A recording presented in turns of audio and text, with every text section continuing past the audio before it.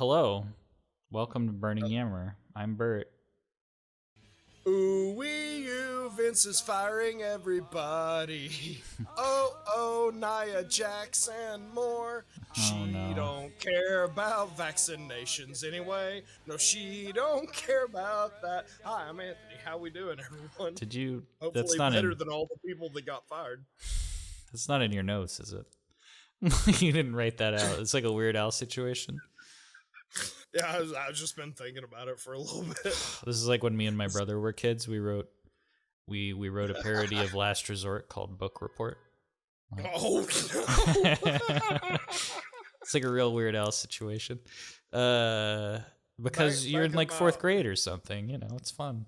Yeah, no, back in my old workplace, it was a kitchen area, and so we used to sing parodies of different songs, and we had a Last Resort parody.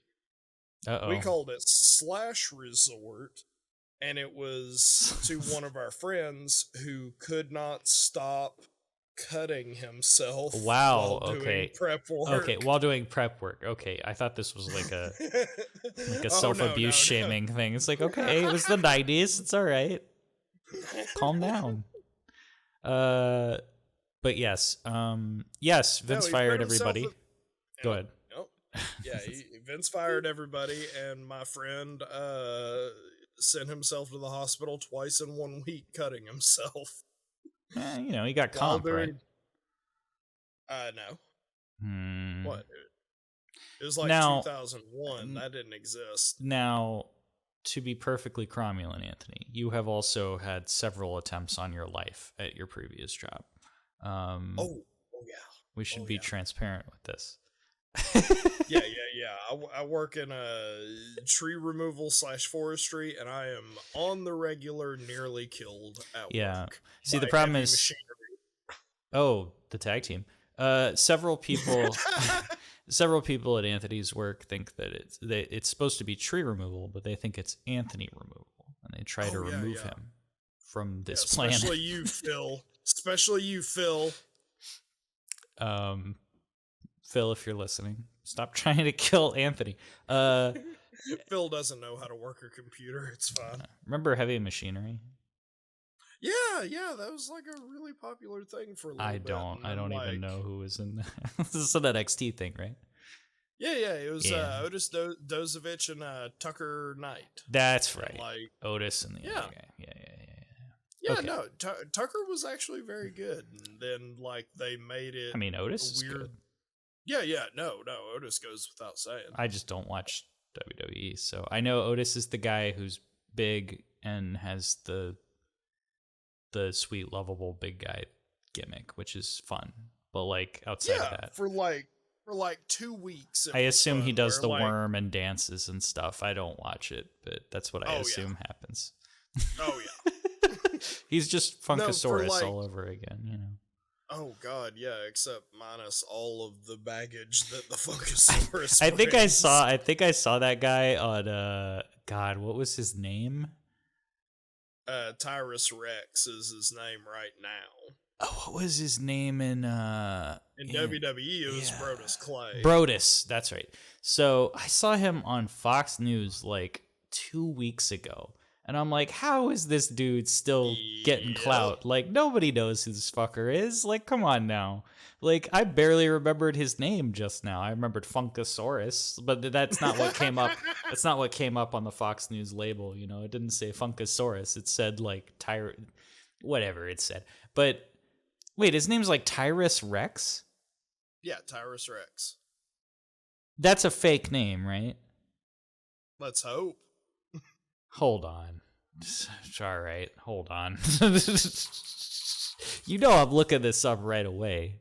That's the thing. I know he's a real right-wing shithead. Okay, but I don't know what his brand of grift is. What was he grifting? Oh, on Fox probably News? Vaccine shit or some or what? It doesn't matter. But the thing, okay, his name's George Murdoch. Because I was gonna say if his real name is Tyrus Rex, how the fuck was he not going by that? But of course, it's a fake name. It makes sense. It's like the Funkasaurus, Tyrannosaurus. George Murdoch is not. That's a good name. That's a very good Yeah. And for WWE to always be like, yeah, let's have real names, but yet everyone's named like, Crunch Bobster or whatever. Isn't Braun Breaker's real name like Rex Steiner? He's Yeah, like his the real Steiner name is kid. Rex. Yeah, his real name is Rex Steiner. They're insane. That rules. Like, That rules. that is an insanely good name, and they're just like, no, call him Braun Breaker with like 5Ks. Okay. Now I mean, here's he's the cool thing. right now, apparently, but I don't watch WWE again, so I assume Yeah. he does the worm and dances around, which he doesn't. But yes. Now, here's the thing. I will counter. Maybe his father has smartened him up, and he's like, hey, work for a little while with the Fed. It's easy money. You get the training and everything. Maybe. And don't use your real name, because that's a name worth money. I mean, like, Rick Steiner, very savvy to the business because he's a carny. Sure. And John like, Laurinaitis' brother, right? Wait, no, that's Rick. Yeah, that's Rick. Steiner? No, Yeah. his brother was Animal. Oh, you're right. I'm sorry. I get them confused because they're both like little. I get them very mixed up in my head. You're right. It's Animal, but they're both. They have the beards and they do the nah thing. Like it's the same. They're in tag teams. Yeah. Anyway, yes, but well, you also have to look at like Curtis Axel, how badly they botched that for years. The genesis of McGillicuddy, when he's like Kurt Hennig's kid, like come on, that's just ready made. Like know. And even if they have the name and they fuck that up, like Teddy DiBiase or whatever. Well, he just came out as Ted DiBiase Jr. Yeah, he would have been fine, but the referee tried to fuck on him. So, but Vince released all these people, most notably Keith Lee and Mia Yim, who I've mentioned. I used to work at the same place as.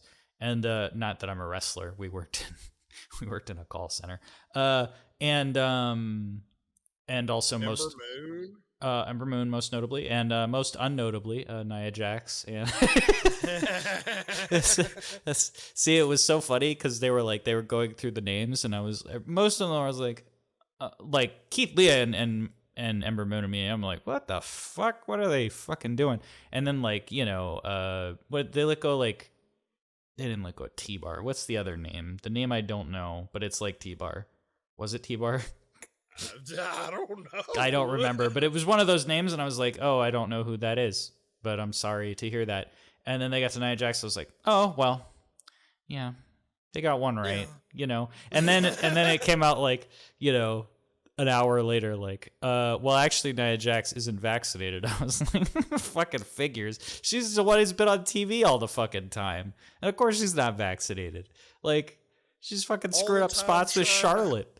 Like, yeah, all the time and trying to have real fights with people. It's like, yeah, she's just filled with all the fucking long COVID symptoms.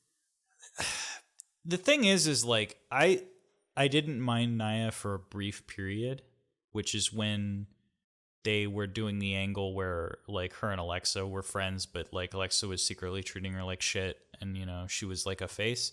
That was kind of interesting. But also I think that was the fakest angle they ran with her. Like, I think, speaking to her truest personality, the impression I get from Nia Jax in the real world is like catty girl who sells like Lululemon leggings or whatever the fuck those things are called. like shithead on Facebook who shares like anti-vax propaganda and smiles in your face and like is a real piece of shit. You know what I mean? Like, yeah, like her real personality to me has, once it started to like kind of come out many years ago, she felt like she was actually Alexa Bliss's real character at the time, being a catty mean girl. Yeah, that's what I get. And also the extension of that with catty mean girls is always like, if something goes wrong, everybody's out to get me and I just have to make it through this, and all my haters and whatever. It's like, yeah, okay, like you fucked up so bad in the ring so many times, you should have been fired eons ago. But anyway, Enough of me slamming Nia Jax. The show. Yeah, well, she slams her hole enough. Oh God, that's the only other thing she's really famous for is her hole. My hole. Which is honestly, a great call. Objectively very funny. Great reaction. I mean, Lex Luger level selling, honestly. I don't know. Or Matt Sydal, Yeah. He does the movie, he goes, Nyah! Every time. I love Matt Sydal. But we watched All Japan Pro Wrestling from January 21st, 1990, taped at Korakuen Hall on January 14th. So yeah, like, I'm not gonna lie, the last episode, like, kind of bummed me out just because it was, like, really weird in places. Yep. And I just gotta say, All Japan TV is back, baby. This episode It only took a week. It only took a week of programming, but they figured it out. It also helps that they had a bunch of fucking incredible talent on the show. However, the first thing on this show, or on this tape, I thought the match was spoiled because the opening just shows Jumbo Tsuruta raising Samson Fuyuki's hand, and I was like, oh, I guess that's the end of the show then. I guess Samson Fuyuki's team won, which we'll see if it's a spoiler or not. But I was like, I hate it. Samson Fuyuki. He won. Wow. No, I hate it. I do hate it when TV shows show clips from, like, throughout the episode. Like I love Columbo to death. Like, we watch Columbo all the time, but I hate how at the beginning of Columbo it's like, here's a bunch of clips from the show that tease what it's going to be about. It's like, don't fucking do that. Just let me watch the damn show. Yeah, really. It's like, so you killed the lady? And it's like, what? Stop. Why would Columbo ask that? Like, it's supposed to, like, garner intrigue and everything and be like, ooh, how did we get here? But it just makes me mad. Yeah, it's supposed to make sure I don't switch the channel, but yeah, it makes me mad. And then, like, the only thing... Like, come on, it's 1977. The only other things on television is Andy Griffith. Yep. Like, come on. What am I going to watch? Andy Griffith or Columbo? I think Andy Griffith is older than that. Andy Griffith's in black and white. What the fuck are you talking about? Andy Griffith ran in syndication until the 90s. Well, yes. It ran in syndication. It's still running in syndication on, like, fucking Nick at Night or whatever whatever. It's still on. I'm just saying, like, okay. You could have said Matlock. Well, Matlock's later. That's still Andy Griffith. Yeah, Matlock is 80s. Yeah, he's 80s. But Columbo ran. Okay, it doesn't matter. We're getting in the weeds here. It does not make a difference. The point is, don't show clips at the beginning of your show. Definitely don't show clips at the end of your show. There's animes that do that, and I get peeved every time it happens. It's like, don't show me half of the next fucking episode. I want to see what happens next week. Like, I always skip that. Yeah. Yes. So anyway. The first match is Kenta Kobashi versus Randy Rhodes, the guitarist from Ozzy Osbourne. Oh, I'm sorry, wait. Yeah. No, it's Ruby Rose, the actress with the short... Wait, no, sorry. Adam Rose? Remember that? Nobody fucking remembers that. What's his real name? Leon Kruger, I think. Like, jeez, I don't know. Cool name. That's a cool name. I was watching a Quizzlemania. Shoutouts to Quizzlemania. Jam that jam. I was watching a Quizzlemania show, and they do a segment where they name, like, the opening match to a pay-per-view, and then they keep going further matches, and whoever guesses what the pay-per-view is first wins. And the first one was like Adam Rose versus the Bunny, and everybody's like, what the fuck are you talking about? Like, everybody remembers that happened, but you could not play. I think it was like 2013. But yeah, no. 8 years ago? Oh no. Anyway, I'm really beating around the bush. Kenta Kobashi versus Randy Rhodes. And I have Kenta already seems like he's getting the singles push because Kenta just comes out and I get the impression he's like the dude. Like he's not. It's not like a. I felt like it's like the start of his push because it's an opening match. It's not a big name he's fighting, but he has like an aura to him even without knowing he's Kenta Kobashi. Like he just gets in the ring and you're like, oh, he's like a badass. And then like he stares holes in Randy Rhodes, like just stares at him, and I'm like, and everybody just pops for it. Everybody's like, oh shit. Yeah, like, so I mean, the thing is, we've seen Kenta. I think this is our third or fourth time seeing him. Yeah, he's been in tags and stuff. Tag matches, you know, with like the older talent, and they've been very good. When Kenta's in there, my eyes are glued. But now this is like they're definitely doing the singles thing right now. Yeah, and god damn, like that is a young Kenta Kobashi, and I don't mean that in any like negative way, but it's like he is just a brick shit house of a man. Yeah. And the stare down that he gives Randy Rhodes, who, like, I'll give Randy Rhodes a little bit of credit. He kept trying to like be a big stare down man and everything, but I mean, you're standing next to Kobashi, like you're nothing. I have some notes on Rose because I was like, who's this guy? Because I don't know anything about this period really. I mean, I know a little bit, but Ravishing Randy Rose is the other half of the Midnight Express with Bobby Eaton. He was in the Midnight Express? He was one of the main guys in the Midnight Express. Yeah, until I think it became is Bobby Eaton and the other guy who's not Randy. But yes, like the earlier one. See, that's the thing. Like, I love the Midnight Express, but whenever it comes to the second member, I can never remember who it is. And I've been watching them since I was a child. But I'm like, yeah, it's Beautiful Bobby. This is when they were managed by Paulie Dangerously, who sadly is not here in this match. Oh, God. Would have been great. But they're wearing the same gear, practically. Yeah, that was a real shame. Like, they really should have color coordinated. I mean, you can absolutely tell them apart. But... yeah, I think you can tell them apart. But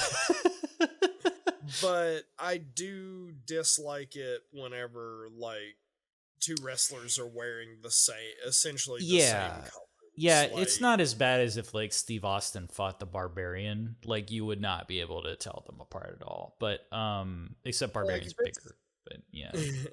Yeah, if it's like primary like black or white trunks and both of them are doing it, it's not so bad. But whenever it's like a big garish color, like the fact that y'all chose the same color just... Fuyuki and Tiger Mask have the same problem later, actually, but Tiger Mask has the mask on, obviously. So again, it's not like you can't tell them apart, but definitely don't wear the same shade of green, of light green, in the same match. and they did that the last time too. Yeah, they always do it. Yeah. Yeah, it was Samson and Kawada, wearing the green leopard print. Yep. So they start with grappling. Some good chain wrestling. How did they make chain wrestling stiff? Because they did. I don't know if it was that stiff. It just felt like, they were stretching each other, I have Randy Rhodes looks like Jeff Jarrett, but he's actually pretty good. Not that I hate Jeff Jarrett. I mean, I do, but like work-wise, he's fine. But like, it's just gimmick and Reign of Terror wise, I hate Jeff Jarrett, but like, what, you don't want Jeff Jarrett sitting here at Kurikan Hall throwing ramen noodles at the crowd? You don't think that would be cool? Did he do that? He threw tacos at a Mexican crowd, so I would assume he would just take whatever ethnic food area he's in and throw it at young children. I wish Minoru Suzuki would like throw hot dogs and hamburgers at me. I'd be so into that. I'd be like, hell fucking yeah, this rules.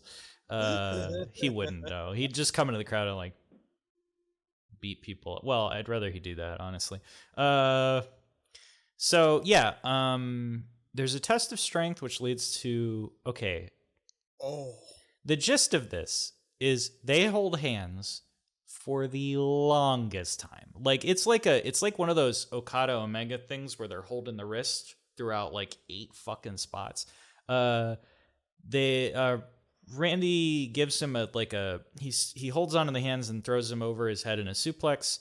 And then Kobashi bridges out of the pin because he holds it for the pin, and Kobashi bridges out. And then to combat this, Randy starts jumping up and humping down into him to try to get him to stop bridging. That's what I have, because that's what he did. He's like, yeah. He's like, you're gonna take my fucking crotch, and that's gonna make you stop. It didn't work. And I mean, good on Kobashi, because Randy Rhodes there misses like the second or third of those bridge attempts, because what he's trying to do is hook his feet around Kenta's, like back, inner thigh crotch area, right, in order to bring him down. But like Randy just knees Kenta in the crotch, which is like very prominent, like then scoots over, and Kenta, like you just hear you just hear him go, and like that's it. Because Randy Rhodes might as well be jumping on a concrete barrier, because there is no way Kenta Kobashi is moving. Yeah.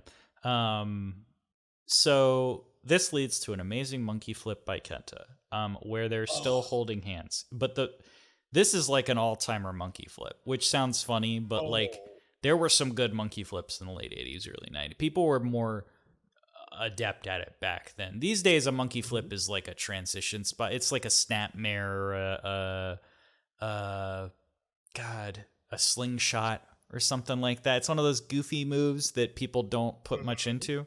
But back then, like I think like Marty Jannetty had a really good monkey flip, I think.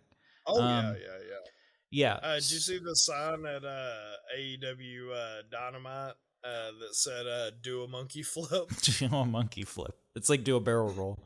There's not enough monkey flips these days. There are actually a few moves on the show that I wish they'd kind of bring back. Hey, we've got John Silver like happily bringing back the back body drop. Like, oh, thank God. Why does nobody do that anymore? No, there's been several people on AEW that have been doing it. There's been a back body drop for the last month. That's good. Yeah. They tend to do it on like Marco Stunt and, little tiny guys who fly really high, but yeah. I mean, shit, did it to Budge. Well, he's But yeah, like the thing is, with the existence of the back body drop, it makes sense that whenever you whip your opponent into the ropes and they come back, you would be bent over. Right. Like there's an entire generation of wrestling fans, like, because like when Meredith was first learning about wrestling, she was like, why does everyone drop their head? I don't get it. Yeah, because nobody ever... Yeah, nobody ever... This is like last week when I asked about why people go down on they go flat on the ground after the Irish whip, because nobody ever trips over them. They just hop over them, which is like, why even bother? Like, if they're just going to jump over you. If it was me, personally, if I got Irish whipped and I knew the guy was going down on the ground, just fucking stomp on him. I just step right on him. Like on his back. But it's not me. But it kind of does take away from it when every time somebody goes for the spot, the same thing happens. So yeah, anytime anybody leans over for the back body drop, they get kicked in the head, they fly backward, they rear back, and then they take a move. That's always what happens. So, or Cody does the fall down punch in the face thing. Yeah. So it's always the same. It's just like sooner. It gives it more credence if you take a back body drop once in a while. Every now and again there's a back body drop, because I'm sorry, they look amazing. Dante Martin should take one of those. Dude would just go into the rafters. Darby takes them, I think. Yeah, Darby should. He will. Yeah. So right. They're still holding hands after the monkey flip until Kenta finally breaks it for strikes, which okay. They start whooping each other. Randy throws Kenta outside. He gives him a lariat from the apron for no pop. And then he climbs up to the second turnbuckle and throws an axe handle to the outside for even more no pop. Kobashi がピンチだ 背中にチョップを見舞いました小橋健太 Like the crowd just dies. It's like, oh, he did a move off the rope. And you're just like, oh man, buddy. Like, they didn't buy that at all. I was like, woof. Top rope axe handles were probably dying out at this point in time. I think people had figured out that's not a thing, you know? Yeah. Also, I mean, like, yeah, Rose gave him it was a combination stiff yet limp lariat, you know, to the outside, and I think they were like, and, you know, just, like, gives him another, like, really limp clothesline, and it's like, come on, man, you're in Japan, you gotta lay it in, you know? But the cool thing is, like, you know, Kobashi, like, after the axe handle, like, cuts Randy off, and, like, holy shit, when Kobashi tosses Randy off the top rope from, that's what I have here.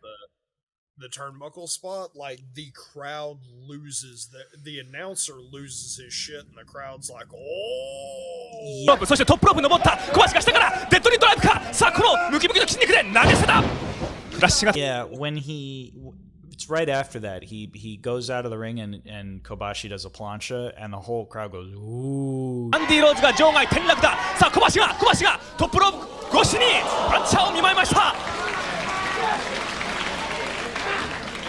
You hear it, which is always a great noise to hear from a Japanese crowd. It's just like, ooh, everybody's like, oh my god, he did a move. Kenta starts giving these rear back strikes to Randy on the apron, which are amazing. So Randy takes his plancha, he gets back up on the apron, and he gets like caught up in the ropes. Not caught up like Andre the Giant style, but he's like, his head's between the ropes. And Kobashi like rears back and Carney stomps and hits him in the face, and he like he goes all the way back in the ropes, and his legs come up, and then he pendulum swings back, and this happens like twice, and then the crowd starts audibly laughing. さあこの辺りのロープワーク小橋健太どのように利用するかこ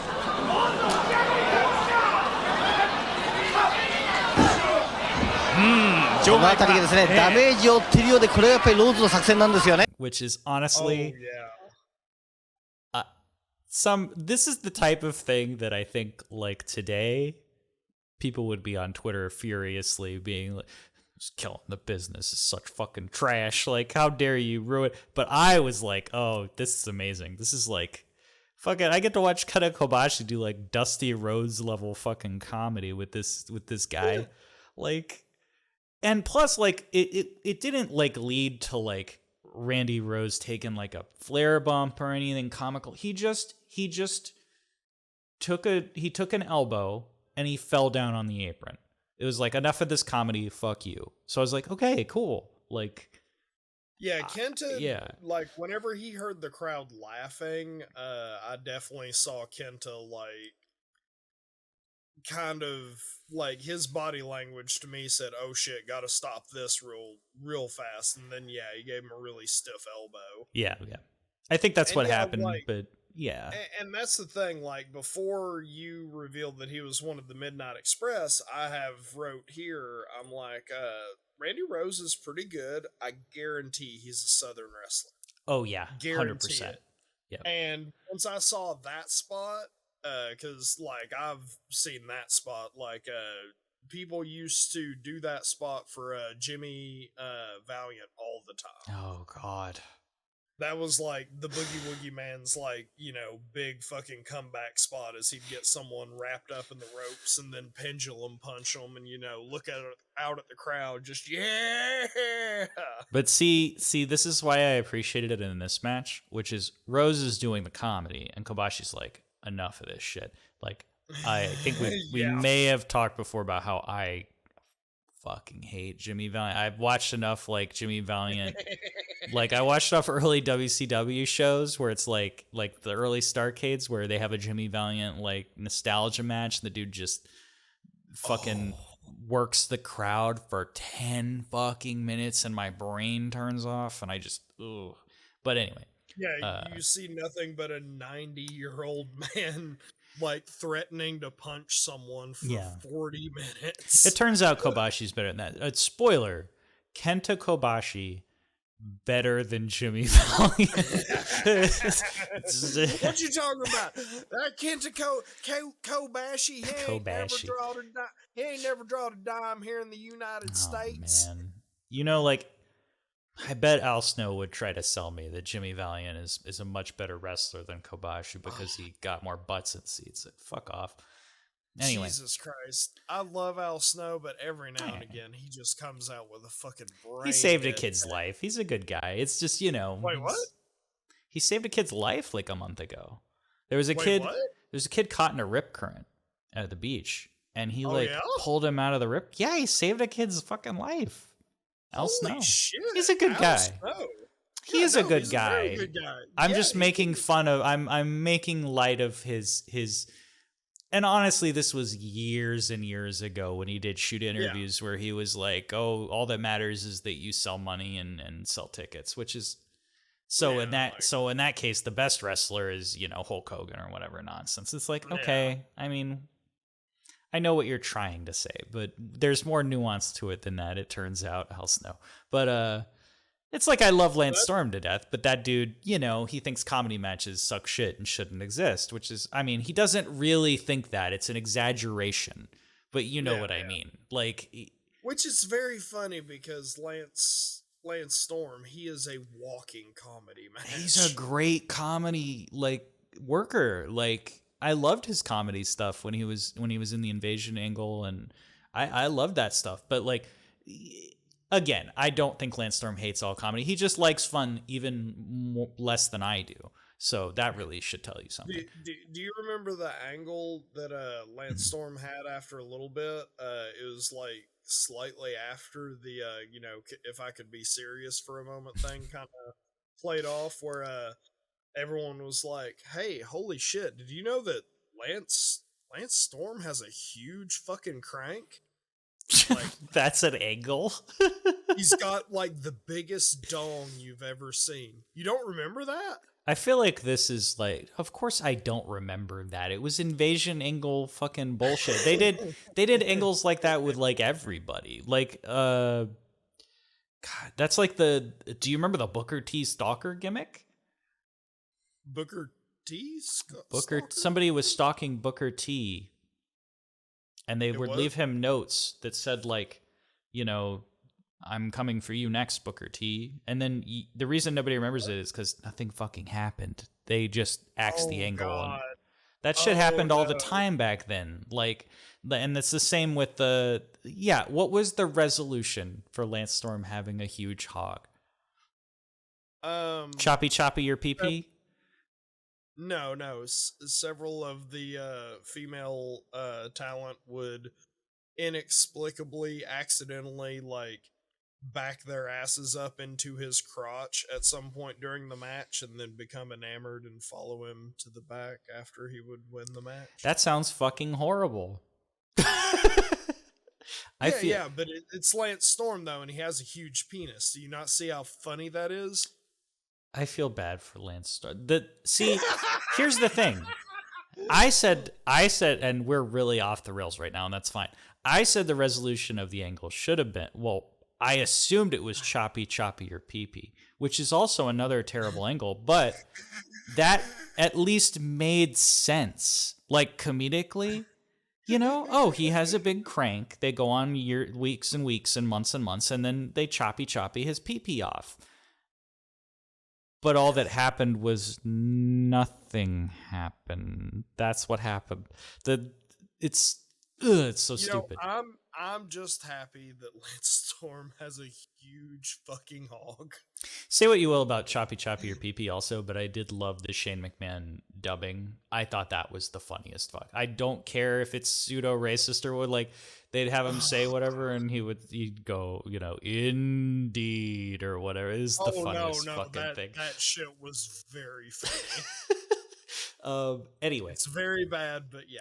It's bad. Anyway. Oh, right. Kenta Kobashi. So Kenta does like 2 beautiful fucking flying shoulder tackles. I have 5-star shoulder tackle because it's like Rob Van Dam or Eddie's 5-star frog splash, except it's a shoulder tackle. Like he does the fucking I don't know what you call it, the low down fucking thing, the thing where you you crook your body and then you straighten it out for a shoulder tackle. Yeah, it's literally a standing frog splash shoulder tackle, and it looks gorgeous because Kenta is so huge and triangular that he seems like a jet that is about to take flight. Yeah. Like, if Kenta Kobashi were to just start flying amongst the stars, I would go, yeah, that sounds right. He has a jet engine in that fucking badonkadonk. Sure. Randy puts in the brutal neck crank of doom. Credit to Kobashi here for selling this neck crank like it's death when it looks ridiculous. But that's the good thing about an Ionian death grip or whatever fucking move. Like I'm gonna grab your head and move it sideways. Cool. Randy misses on the top rope falling punch. When did this move go out of style? Like that went out of style many years ago. Okay, well, I want to say DiBiase was the last guy I remember. I think we talked about it a few shows ago, but I remember DiBiase being the only guy I ever saw do it and was like, cool. Everybody else doing it is like, no. It looks lame as shit. It looks like trash. Anyway, Kenta goes up for a whiffed missile dropkick. Ow. It looked pretty because he straightened the fuck out and then fell on his fucking back from the top rope. Now, one of the most interesting things in this match to me, which I don't know if you have the same note, Randy plants Kobashi with a skull-crushing finale, and the crowd audibly pops and claps and goes, oh my god. 小橋健太をゆっくりと起き上がらせます。そしておっとこれは珍しい技ですね。フェイスバスターですか？メキシカンストレッチのようなストローを固めたまんまですね、前に落としましたね。なるほど。形としてはフェイスバスターでしょうね。Now, I do want to say, the skull crushing finale, I don't mind the move. It is, for me though, it is one of the top cases of okay move, incredibly stupid fucking name. Like, I hate the name for it so much. It's a dumb name. But do you know its original name? Reverse Russian leg sweep? I don't know. Full Nelson Driver. Full Nelson Driver. That is a much better name. Yeah. I didn't think that it was noticeably surprising to me because I didn't hate Randy Rhodes in this match, but he did this move and the crowd just went, oh my gosh. Like they were like, we've never seen this move. Oh, that's very good. Granted, I had never, like, if it was 1990, I've been like, what the fuck was that? Like, nobody really did that. But maybe like once in a great while, but I thought it was cool. And I think I'll tell you who did that move. Oh, okay. Yeah. In the 90s. Who better than Canyon? Oh, well, that was many years later, though. Yeah. But the thing is, like, you know, that was like 96, 97, whenever Canyon was doing his, like, innovation thing, where he was, like, winning with different moves that you had never seen before. Yeah. And one of them was the Full Nelson Driver. And I remember, because he did it, I think, to Billy Kidman or one of the luchadors. And I was like, holy shit, that's cool as hell. That's the thing, though, is Canyon famously would have inventive new moves all the time. Whereas this was like Randy Rhodes in 1990. It's like, oh, okay. But I almost want to, go ahead. Also, the way Kenta takes it is like very interesting because he doesn't do it as a trip like the Miz does it, which I think is the mistake. Because the skull crushing finale most of the time just looks like, okay, y'all just kind of drop down. There's no like satisfying bump to it. Yeah, it should look more like the Styles Clash or something, you know. Yeah.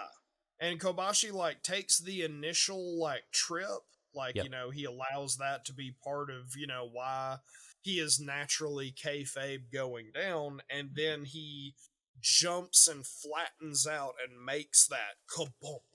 Makes that really satisfying bump. And you know, there's Randy Rhodes who he doesn't even go fully down with him. He like drops to his knees. Right. And the knees and Kobashi hitting, it made just a huge noise, and that's one of the reasons the crowd just said, oh. Yeah. The other thing was like I kind of thought at the time, I was like, well, he did these shitty top rope moves.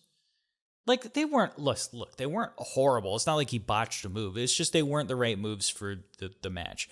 And I feel like he was like, I'll show these fuckers. I'll do a really cool move.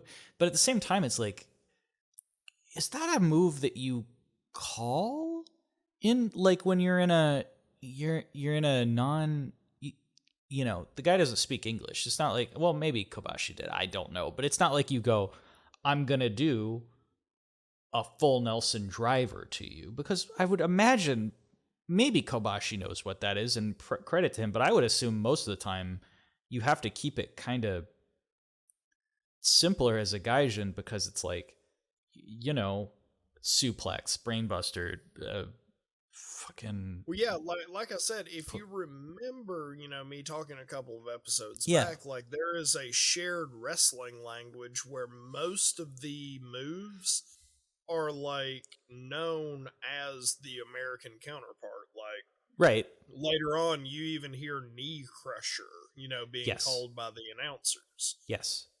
And so, like, you know, as they're, you know, they're back there talking to one another, and there is a translator, from what I understand. That was another reason that Giant Baba was very good, was because he actually had a translator. Okay. But, you know, if you have that shared wrestling language of the moves and everything, and then you're also talking, and then, like, you could be back there, like, you know, in the green room, you know, the wrestling equivalent of the green room, and be like, well, I'm going to do, you know, this, and grab Kobashi's huge tree-like arms. Right. Yeah, and be like... My concern was, like, if you speak different languages, like, usually you can come to a consensus on the basics. But then, like, if I'm talking to somebody who speaks Spanish, and I know basic Spanish words, but I want to say, like, something really convoluted, like go to the cupboard and grab me the peanut butter on the left. Well, that's more like direct. I'm thinking of like a nebulous concept, like metaphysics. If I want to say metaphysics to somebody in Spanish, that's a fucking baffling thing. It's the same. I would imagine it's the same in wrestling. Like, if you want to say, you know, clothesline, lariat, you know, even stuff like, you know, pins, counters, vertical suplexes, suplex in general. But then when you want to, you know, if you want to do some insanely convoluted move, like a fucking electric chair drop or something, that's like so like out there and hard to. So I'd imagine, they probably talked about it backstage or something, because I can't imagine you just in the heat of the moment go, yeah, I'm gonna do a full Nelson driver on you.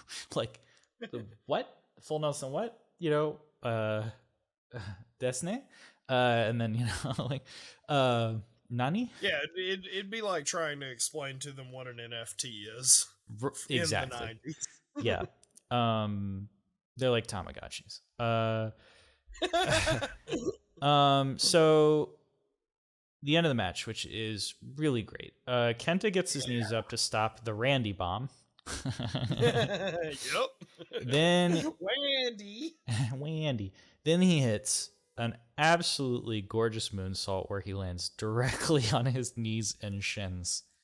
Oh God! And like, it looked great, but yeah, it's like, oh, buddy. He gets the 3. The crowd blows up. The announcer marks out. I mark out. Way to go, dude! Like, holy shit! I was not expecting him to land him. I don't think anybody else was either.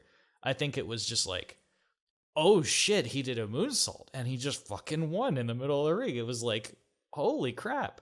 So yeah, what an ending to the match. I thought it was a great ending.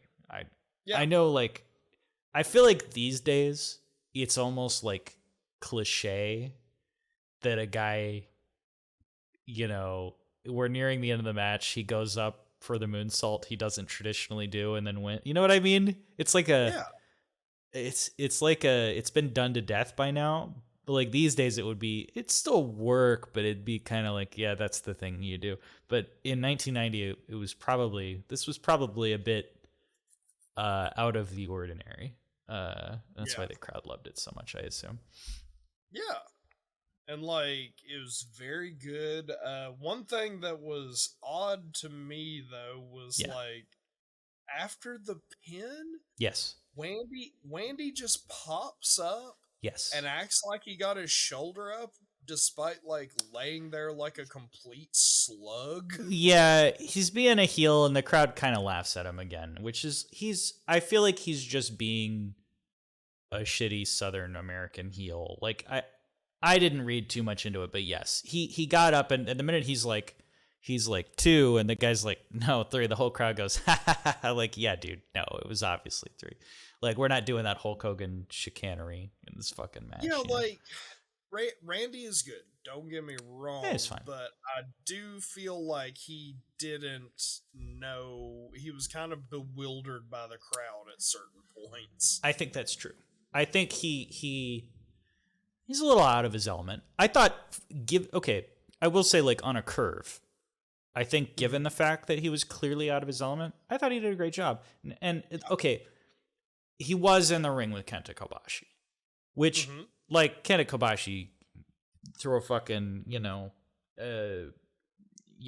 whatever. You throw a mannequin in there, he'll have an amazing match with it. But I didn't feel, based on, like, the start of the match with the catch wrestling and all that stuff, the chain wrestling, I didn't feel like he was being carried. I felt like it was certainly helped by the fact that Kobashi was great. I think if he had a match with, like, Kabuki, well, Kabuki can carry a match. Who's another guy? Well, yeah, it was literally just a styles clash. Yeah.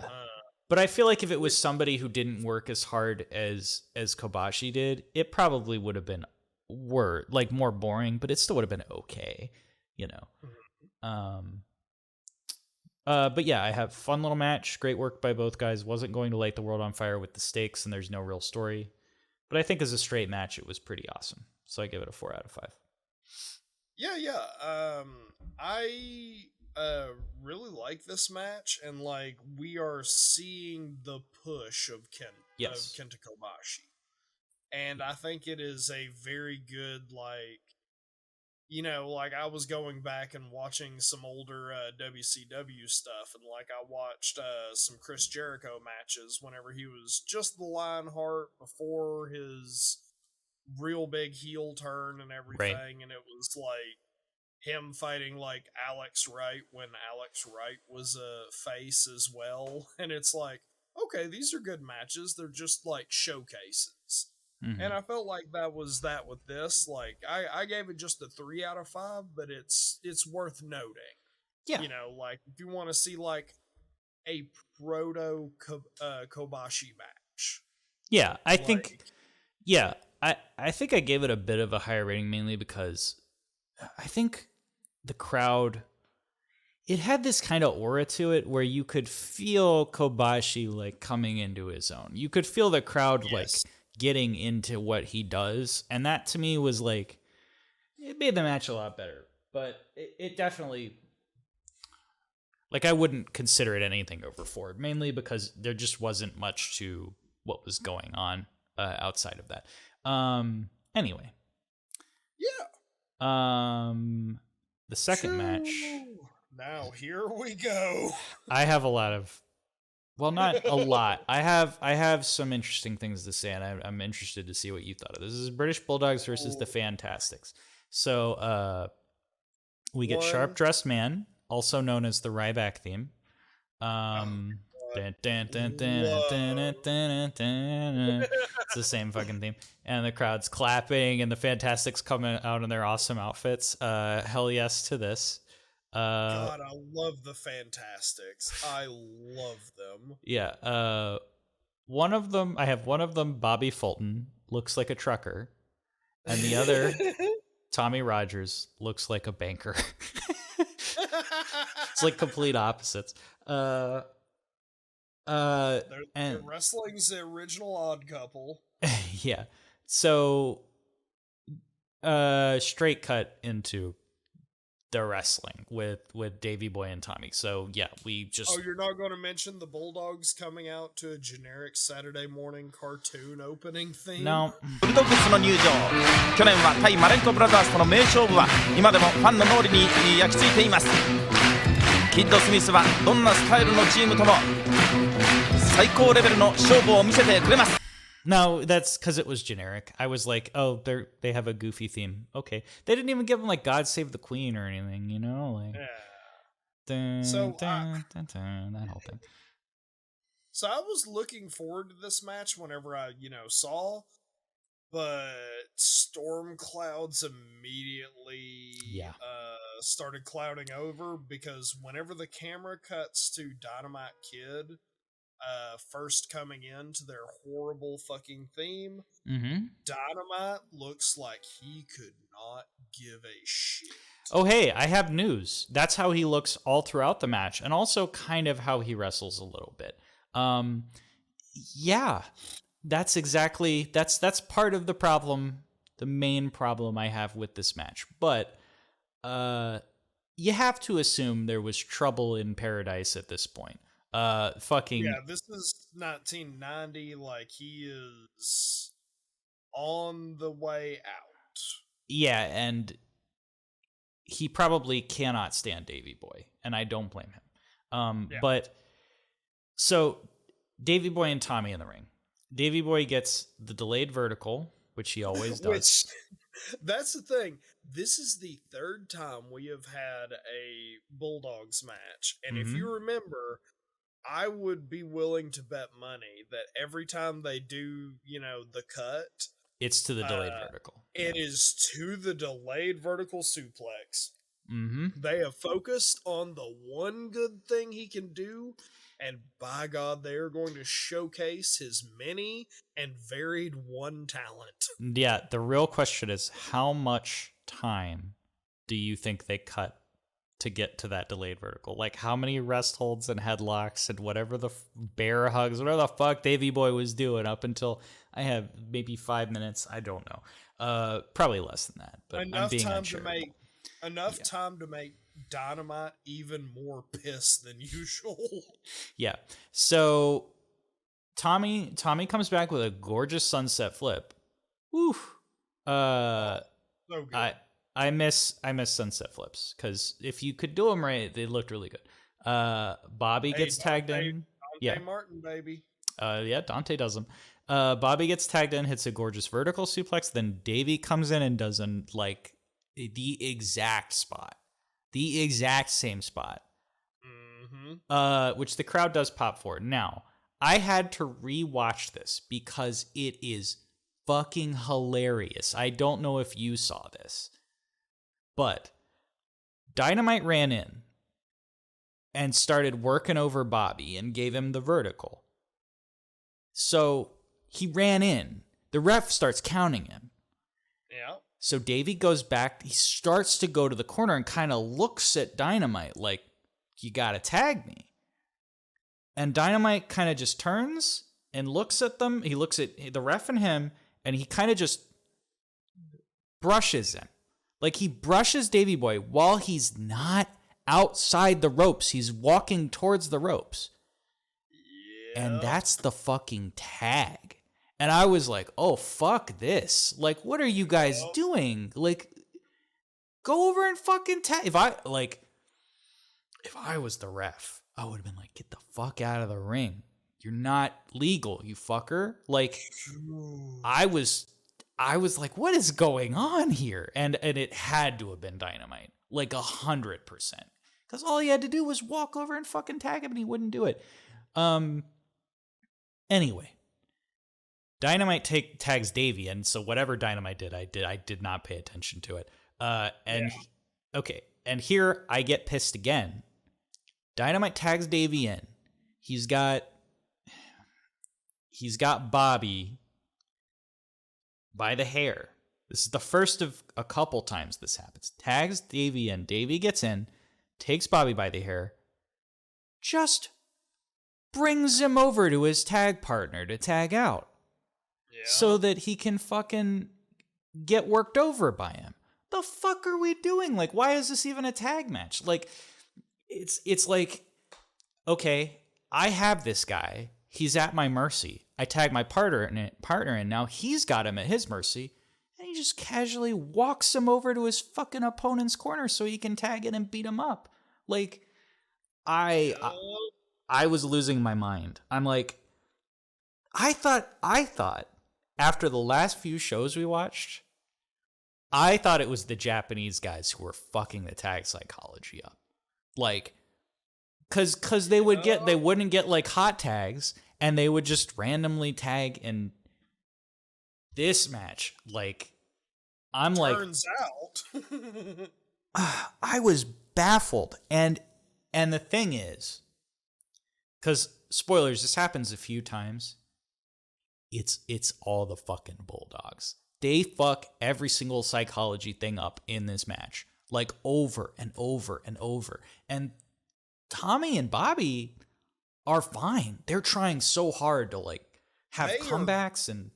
God, they are trying so hard. And they just keep getting fucked over. Like, over and over and over. So, yeah, I don't know if you noticed this. I was like, okay, I was losing my mind. So here's the thing. Like, if I could take over for a second, sure, because this is where it got fucking wild to me. Because yes, I was seeing the cracks, and I was like, "Oh, something's wild." Right.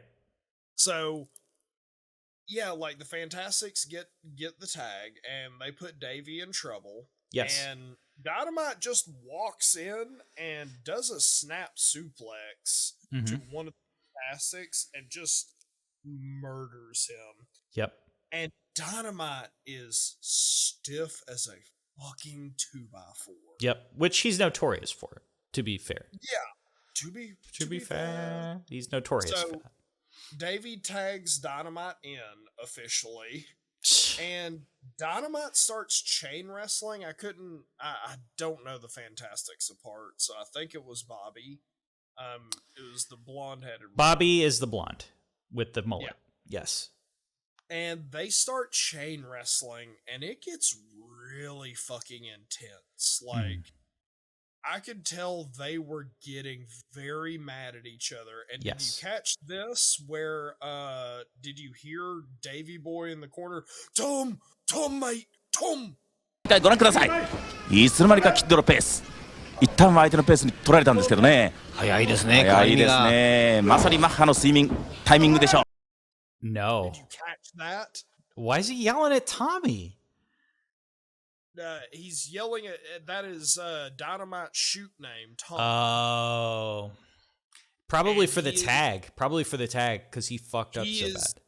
Well, the thing is, they're getting pissed off at each other. And like, I can tell that Dynamite was about to lose his shit, right or wrong. And Davey Boy was the one to be like, hey, we need to cool it.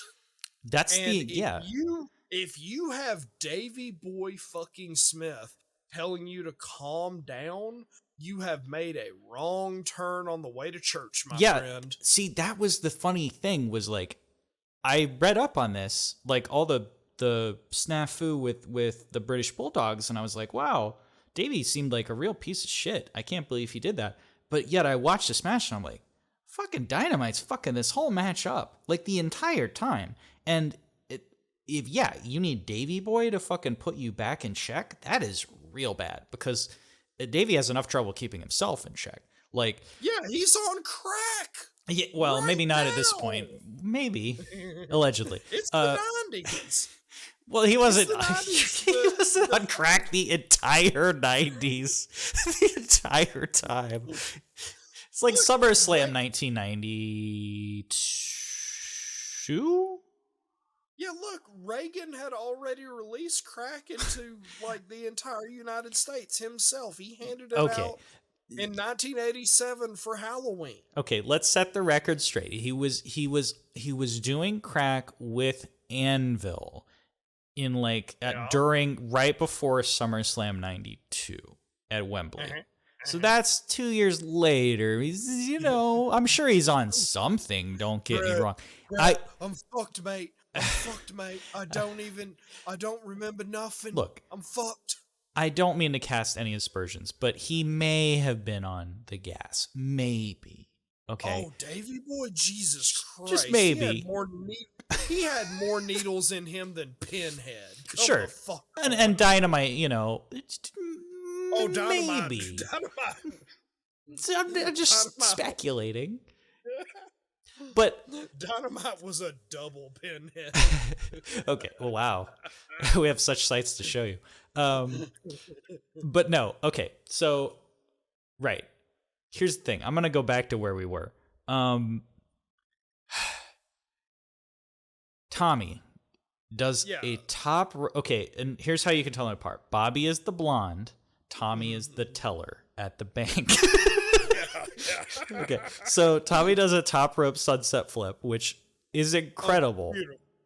King of the sunset flip, Tommy Rogers. However, I do have top rope sunset flips look amazing and they're cool, but it's kind of hilarious because, like, very hilarious. How does doing it from the top rope improve anything? Really, it looks cooler, but.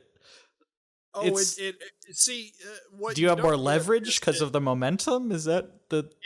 It makes you hurt yourself more, which gets you very angry at your opponent for making you do it. It's like Irish whips, where it's like, I guess there's some kayfabe explanation for that. I don't know what it is, but sure. But it does look great. I guess that's the reason they do it. Do you want to know what it is? Like, sure. The William Regal cave. So, if someone whips you to the ropes, sure, kayfabe wise, you actually want to go and turn with the momentum so that you can see what your opponent is doing and you can react.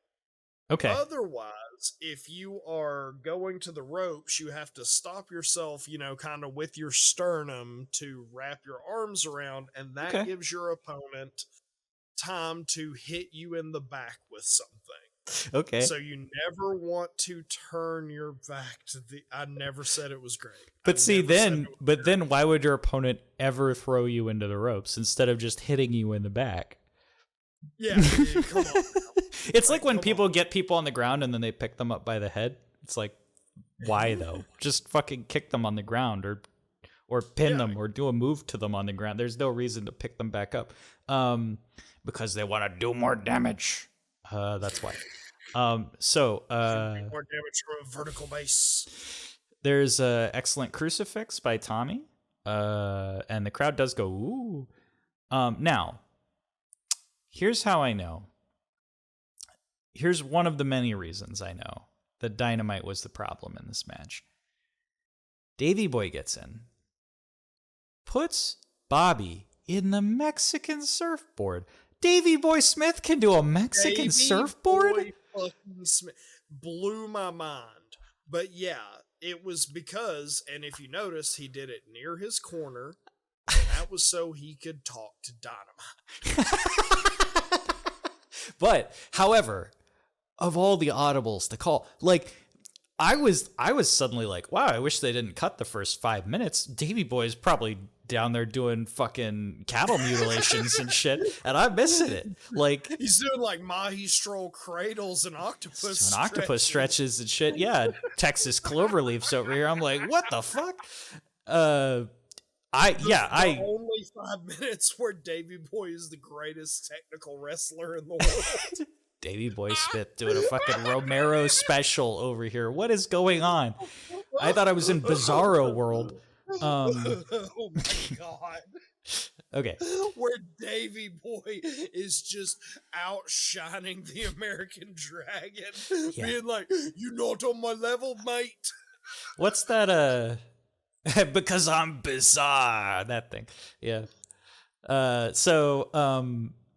Tommy throws Bobby off the top rope in a long distance rocket launcher. Now, lots of people did this move in this era, but it sucks. I don't know who invented this, but it was always bad. It was the Freebirds thing, but who knows? That makes sense to me, but it's a lame move. I give them credit for doing it really long and making it look better than like it normally does, but I hate this move. See, unless you're super tall and can actually chuck the person, it's just you kind of hold your arms up and go. Ah. I bet Scott Steiner could do it, but like, Okay. This is where it begins for me. Dynamite breaks up the pin for what must be at least the second time.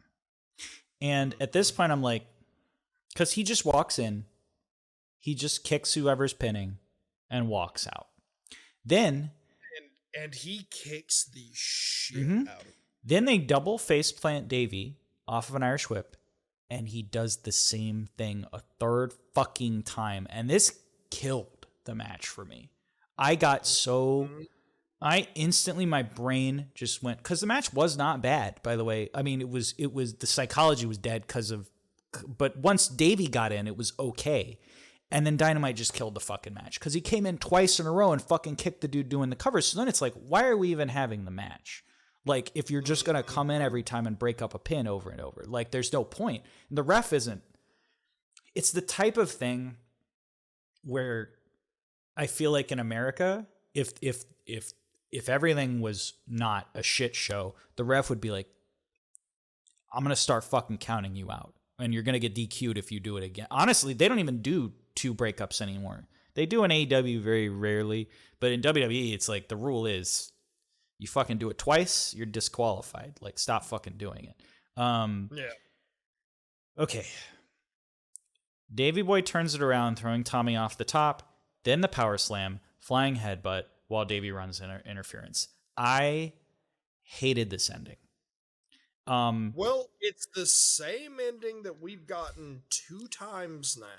Yes. Except, at least this time when Davey Boy shoved the other person.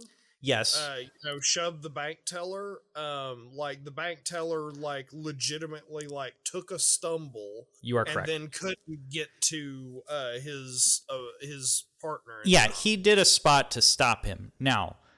And yes, it was better than last time in those terms. The problem for me was Davey Boy was in trouble. Mm-hmm. Like, he took 2 huge moves that he was going to, like, kayfabe was going to get pinned on because Dynamite had to break up the pin twice. And then he reverses. So then Dynamite breaks up the pins twice, which fucking sucks. To me, that's like, okay, what are they going to do that lets them win the match? And then I don't get an answer to that because Davey Boy reverses a move. They just do the finisher and fucking win. And it's like so matter of fact. It's like they do nothing. Yeah. And they get away with murder. And Dynamite sucks all the air out of the fucking match. And I was... it was entirely too matter of fact and not helped by Dynamite just brazenly breaking up pins over and over, making Bobby look stupid. It makes Bobby look stupid because at the end, Bobby's job is to break up the pin and he can't do it. And Dynamite can just do it whenever he fucking wants. So it makes him look like a joker. It wasn't really, the finish wasn't built to or anything. It came out of nowhere. It just happened. The match ended. I think it's pretty squarely on Dynamite, though. Like, I didn't think about it up until we talked about it, but yeah, once I looked at my notes, I'm like, oh yeah, this was all Dynamite. Yeah, I mean, Dynamite could not care less. He is there to hurt someone and just get his anger out. And Davey Boy is truly a dumbass in thinking that they're actually trying to do business at this point. Like, yeah, it's a shame because Dynamite's a good worker. It's just, I don't know, whatever's going on behind the scenes, or maybe he doesn't want to be in Japan. I don't know what the deal is, but yeah. Yeah, and I mean, once again, like I cannot stress, whenever you have Davey Boy Smith being like, Tom, mate, Tom, like trying to keep you in order, like shit's bad. Yeah. Shit is really bad. And like, I don't know what it is, but like, have you noticed that Dynamite has these are supposed to be linearly taped, right? Like, we're seeing this in order, correct? Yes. So the thing is, they should be in order, yeah. The very first match that we saw with Dynamite, he looked small. Yes. Remember, we remarked on it. Yep. And he looks big again. Yep, he's on the... And I'm wondering, like, yeah, I mean, he is on the gas, but yes. I'm wondering if he, like, tried to clean up, because those first couple of matches were serviceable. They were fine-ish. Most of our problems were, like, with Davey Boy's ineptitude, because, Yes, and also like, the endings of the match with the cutoff, it sucked in those because they just didn't try, Because Davey Boy also has, other than the delayed vertical suplex, he has another patented move, which is whenever he puts his opponent in a rest hold, you can never tell who the move is supposed to That hurt. happened in this match, yeah. Yeah, they did a grapevine leg spot, and it was definitely Bobby doing it, but Tommy doing it, but you could not tell because it was like, just unhook your legs, dude. That'll get you out of the hold if you unhook your legs. It won't hurt as bad. Wait, are you doing the move? Wait, hold on. Yeah, it was Davey Boy doing a body scissors with his legs to Bobby. If you say so. And and Bobby is selling it like he is in pain, but Davey Boy is selling it like he is in pain as well. Yep. Yeah. Well, he does have to put the move on, but you could not tell. It was just like, okay, I don't know what's happening. It just looked like two people like slightly writhing in pain. Which is what it was, yeah. this was an alright match, but seeing the cracks really fucks with it, and then like the fact that you could tell the Fantastics wanted to go into like 5th gear. Yes. But the Bulldogs only ever wanted to go into like 2nd. Right. And the Fantastics were like constantly trying to get them up to their speed. The Fantastics did great, but the Bulldogs, holy shit, they phoned it in. Yep. I have overall the work rate was good, but there wasn't much of a story or psychology, just back and forth spots. Tag rolls seemed completely pointless at times. I feel like Bobby and Tommy were capable of and deserved a lot better. And I have 2.5 out of 5. Oh yeah, So I gave this 2 out of 5. Just because, like, and that's not to say that this is a bad match. I think that if you were to be dissecting the rise and fall of the British Bulldogs, this would definitely be a match that you would point to in the B-roll. Yeah, it's pretty clearly like they are not on the same page at all. But yeah, so there's 20 minutes left for our main event. I was rubbing my hands at this point. I was like, ooh, 20 minutes? Hell yes. What do we got? It's Genichiro Tenryu and Samson Fuyuki versus Tiger Mask and Jumbo Tsuruta. Look, I know Jumbo Tsuruta already has like a nickname, but I just call that man. Stop that. That's what it says on his jacket. Jambo? It says Jambo with an A. Jam that jam, brother. Jam that Jambo. Anyway, yes, it says Jambo, Oh my which I'm sure God. somebody is to blame for, but it doesn't matter because he's just having fun out there. He's just having fun, It's fine. Having fun. That man is a death machine. Yes. Well, Jesus Christ. see, the first thing I do have is maybe I wasn't paying attention, but Jumbo looks 5 years older since the last time I saw him. They got like a close up of it on his face, and I was like, "Oh, he's old." I thought he was like a lot younger. Like I must not have. He moves like he's 20. He does. Yeah, that's what's crazy is he does not like if you see him from the main camera angle, you're like, "Oh, he's maybe like 30 something." No, he's clearly older, but like No, yeah, I he think works. Yeah, I think he's like 44 right here. that makes sense. Yeah. Something like that. I mean, not to say that, that's super old for No. a wrestler, but, like, there is a shelf life in this career. Yeah, it's just harder to tell until you see his face. And then you're like, oh, he's like not he's got like some chin fat and he's older. Like he's clearly not 20, but like, yeah. Watching him wrestle. Yes. He looks grizzled, but in like all the best ways. Like he looks like he has come straight out of like one of the Carney attractions, and that's your shooter. Yeah, yeah. Like, yeah, he's great. God. And the second he moves like a dream. Oh, absolutely. Yeah. He's great. And we'll get into that. We started with chain wrestling between Samson and Misawa, which is great. I don't need to tell you that Misawa and Samson can do great chain wrestling. Tenryu. Okay, so first of all, speaking about how Jumbo looks, Tenryu, he has such a weird presence to him. He looks like just constantly nonplussed. Like, yeah. Like he looks like quizzically like, well, I'm here, I guess. And then he just beats the shit out of people. Like it's like he's like a guy that he's like a mob boss or something. Like it's like he could not possibly be threatened or care about you.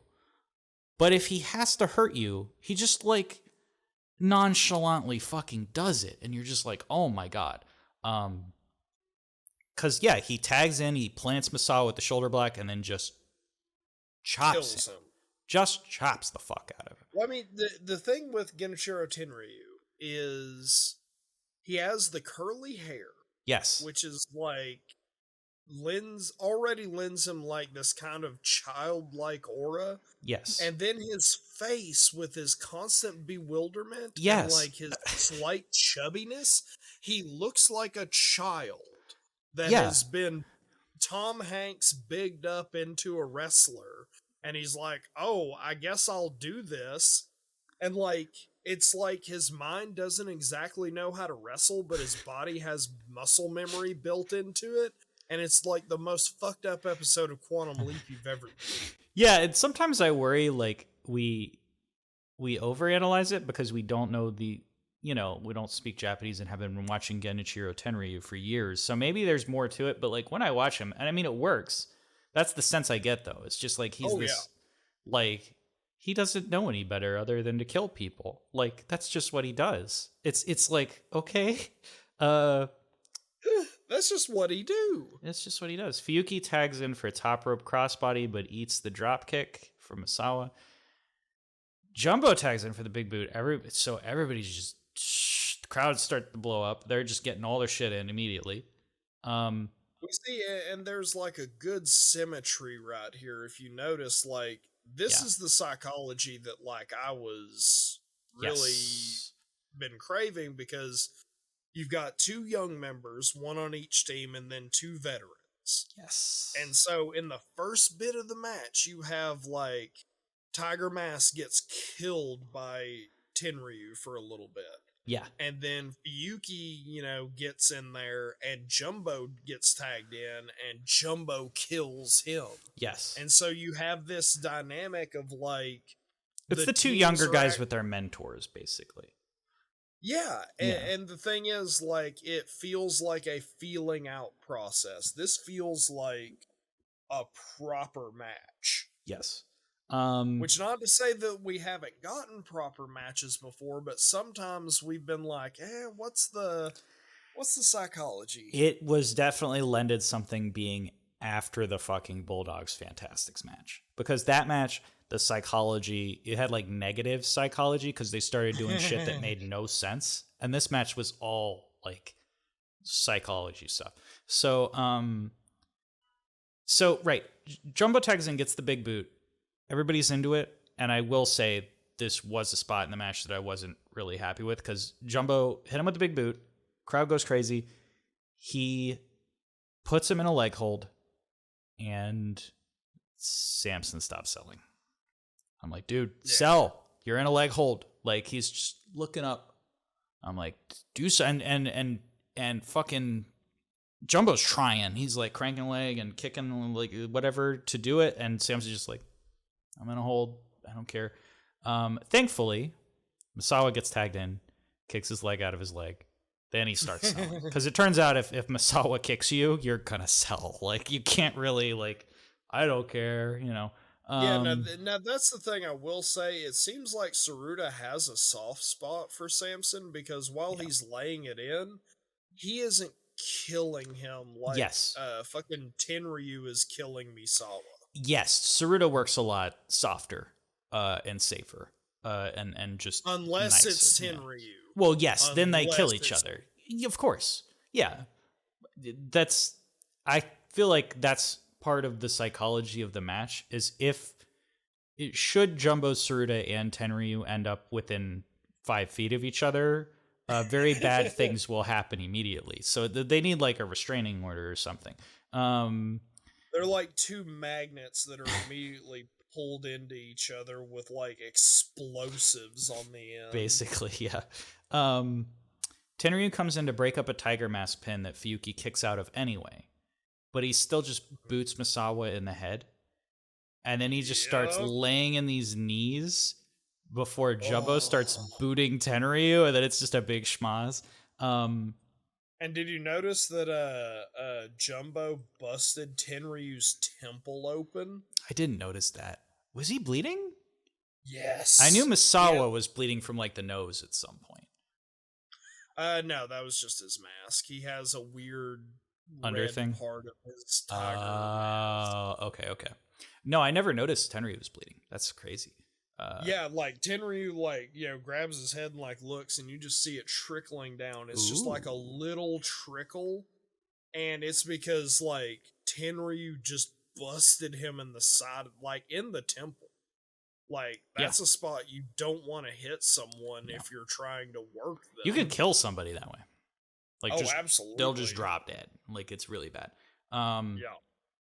Jumbo plants Samson's knee on the guardrail on the outside, and then they both work over Samson's leg. Oh my god.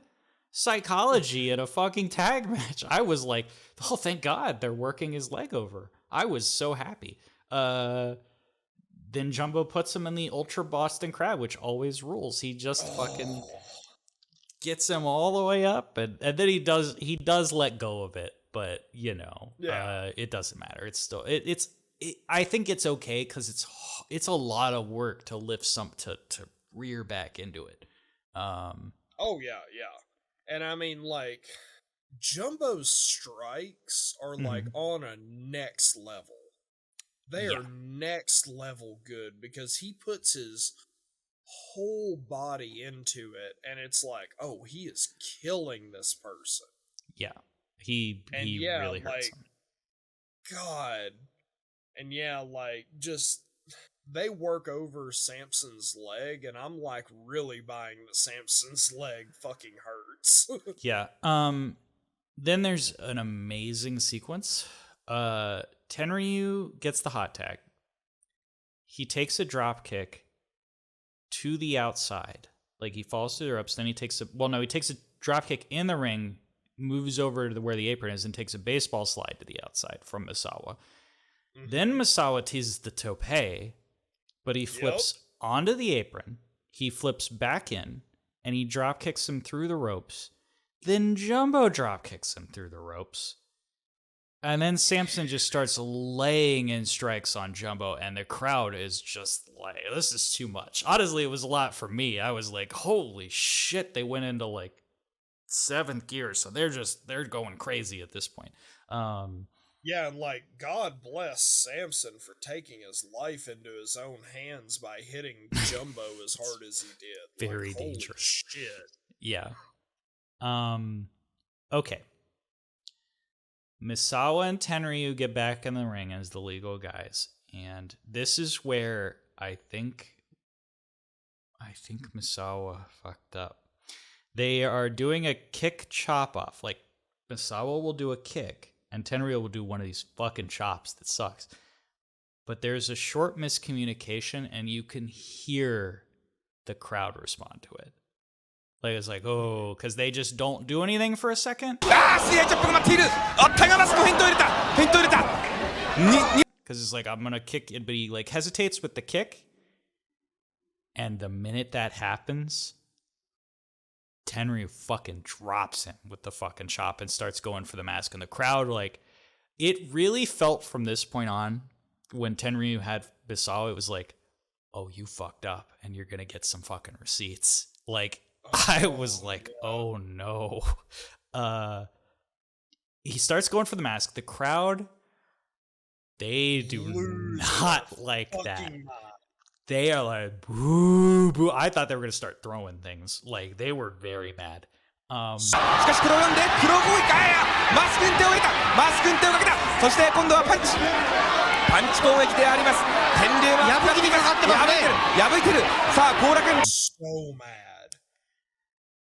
Tenryu throws Misawa outside, fucking decks him with a chair to the back. Oh, Ow. yeah. And I was, at this point, I was like, oh, I think Misawa fucked up. I think I don't think he's getting hit by that chair in the normal match. I think he mistimed that spot, and now he's paying for it. He takes him back inside, gives him stiff chops, finally tags Samson. And I was like, thank fuck. Like, I want this guy to be okay. He was just brutalizing him. Yeah. Yeah. Real quick, did you notice, like, this is something that's interesting. I wish I could understand the Japanese commentary. Okay, yeah. But right whenever Samson starts, working Tiger Mask over, yeah, and he starts to rip it, the mask, I hear the announcers saying Misawa over and over again. Yeah. They're calling him by Misawa. Yeah. And so I really wish I understood the context, because it really seems like the seeds for Misawa passing on the Tiger Mask persona are like coming very soon. I think it is. I think that's what this is. Not necessarily the angle. Like, I don't think that's the angle of the match, but I think like it's being planted here. Yeah, it's one of the wrinkles that they're putting in their storytelling. I guess the real question for me is it an open thing that Misawa is Tiger Mask? Or is it a thing that people know but we don't talk about, so taking off the mask kind of reinforces it as an open thing? Or is it like nobody's supposed to know at all? You know what I mean? Like, and only the hardcores to the hardcore know.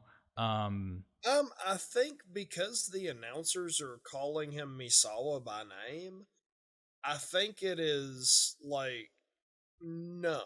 I think it has to be like known to your fans and everyone, or like, that's the thing, like other things have happened, maybe magazine interviews and things like that, that like maybe we're missing out on some of the context.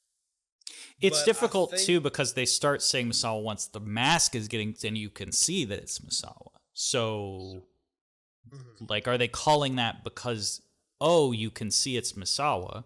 Or are they calling that because they already knew it was Misawa, and it's like See, kind of the context of it, like they weren't, I didn't hear a call like, "Oh, it's Misawa! Oh, it's Misawa!" Right? Yeah. I feel like that would be like the context in which you would call that. I think it's more a fact of, they're probably saying something like, Misawa has wanted to cast off the tiger mask anyway, but probably not in this fashion. And that's kind of where my headcanon goes, where, like, Misawa has, like, made it clear that he doesn't really want to be Tiger Mask anymore and wants to be himself, but he wants to do it on his own terms and not have Samson and Tenryu do it for him. Maybe that's it. I mean, that would be an interesting angle to it. I know that they're feuding right now, and that's probably why the mask is coming into it. And I can tell you, I mean, spoilers, but the gimmick is done in May. We are definitely getting there. Is this still January? We're in January. It happens after Tenryu leaves and goes to SWS or whatever it is. Probably because the feud's over at that point. No. And then Tiger Mask doesn't come back until March 1992. But it's just fascinating because, I do wonder. It's even looking at the Wikipedia article, it's hard for me to tell how much, like I said, how much of his identity played into it, or how much people knew he was Misawa. I assume they knew, but it's like an open secret. But I don't think it was on the level of the fucking Hogan gimmick with the America thing. What the fuck was that? Mr. America. Yeah, Mr. Like everybody knew it was Hogan. It was kind of a cheeky thing, like, haha, it's Hogan. Which is fun. But. From what I understand of the history of Tiger Mask, the person who is originally Tiger Mask in a public ceremony took off his mask and gave it to Misawa. Like, people know. Okay, so people know. But okay, so I think that probably explains it. That people know it's Misawa, but and it's not supposed to be like a revealing of the secret, but it is supposed to be like I don't think they call him Misawa unless the mask, it's a character shift where if he's Tiger Mask, he's Tiger Mask. You don't call him Misawa, ever. Yeah. I think it's like that. They take the lucha aspect of it, the mask aspect of it very seriously, so that if it comes off, he can't be Tiger Mask anymore because he doesn't have the mask, which is cool. I think it's. I mean, it lent to the match a lot of fucking psycho because anytime they went for that mask, the crowd just fucking lost it. Fuyuki also goes for the mask here to some very loud booing. Tenryu gets in and just lays them in on Misawa in the corner. There's some really great selling by Misawa here because Tenryu just chops the shit out of him and he looks hurt, but I think this is the fighting spirit thing almost. He goes and he just comes back with elbows. He doesn't kill Tenryu, but he won't go down, and he's clearly getting the shit beat out of him. So you can kind of hear the crowd turn oh shit, he's not dying. And I want to make a big shout out to Jumbo Tsuruta this entire time, and the referee. Yes. Because Jumbo is so mad that they are trying to take off Misawa's mask. Yeah. That he's getting in there and the ref is full on body blocking him, and he's turning around and shoving against Jumbo, who is a death machine. I was what was this ref doing when Dynamite fucking Kid kept running into the fucking ring? Fucking throw that dude out. Hey, you can't come in. They're doing stuff, you fucker. Yeah, really, Jesus. But yeah, I was very happy because he clearly was you guys can't do that. That's his mask, They were very clearly playing it up even more. Yeah, and that's something that like a lot of people don't realize is like even whenever in a tag match, even whenever you're on the apron and you're not the legal person, you are the hype man for the person inside. Right. You are to be working the crowd as well. And like you'll see people like slightly do it, like only when like the hot tag is there, but there is not a moment where Jumbo Tsuruta is not like looking like he wants to jump in and kill whoever is in the ring. Yeah. Like he is not just standing there. Now, Tenryu will stand there, but that is part of his character. That's who he is. He and actually it makes sense at the end of the match, which we'll get to, but that makes perfect sense. He's a big boss, and Samson Fuki is his underling. Like, Tsuruta is a mentor, and he's also a big dude, and Misawa is under his tutelage, but he's not like he wants to take care of Misawa. Fucking Tenryu couldn't care less. Tenryu's like, if I need to go in and take care of the job, I guess I'll fucking do it if I have to. It's that kind of thing. Just big boss Tenryu over here. Just imagine him with like just his weird baby face with just a huge cigar, just being like, we're part of the family. It's a shame because I really love Tenryu and I love this gimmick, but every time we talk about it, it's like, he's leaving the company and never fucking doing anything after that. So it sucks, but it's Tenryu gets the fall away elbow drop from the top. Jumbo breaks it up. He starts laying boots to Tenryu's head. Tiger Mask gets a dropkick, hot tags Jumbo. Jumbo attempts to get like a shine with the boot off the hot tag. It is a hot tag, by the way, because Misawa has been worked over for so long. And they don't have too many hot tags in Japan. And the crowd loses their mind. Like, whenever they start cheering, I'm like, what a goddamn hero. Yep. Samson cuts him off. Yep. But then Jumbo just shrugs it off. Yeah, he gets, okay, so here's where Jumbo and Tenryu square off. And woof, they just beat the shit out of each other with stiff chops and boots, and they just have really good chemistry. You could tell, like, they'll kill each other. Like, it's rough. I love the spot where Tenryu goes to give Jumbo goes to give Tenryu the high knee, and Tenryu catches it. And Jumbo immediately just starts making him eat elbows. Yeah, just straight up, like, nope. You're not doing anything to me. Yeah.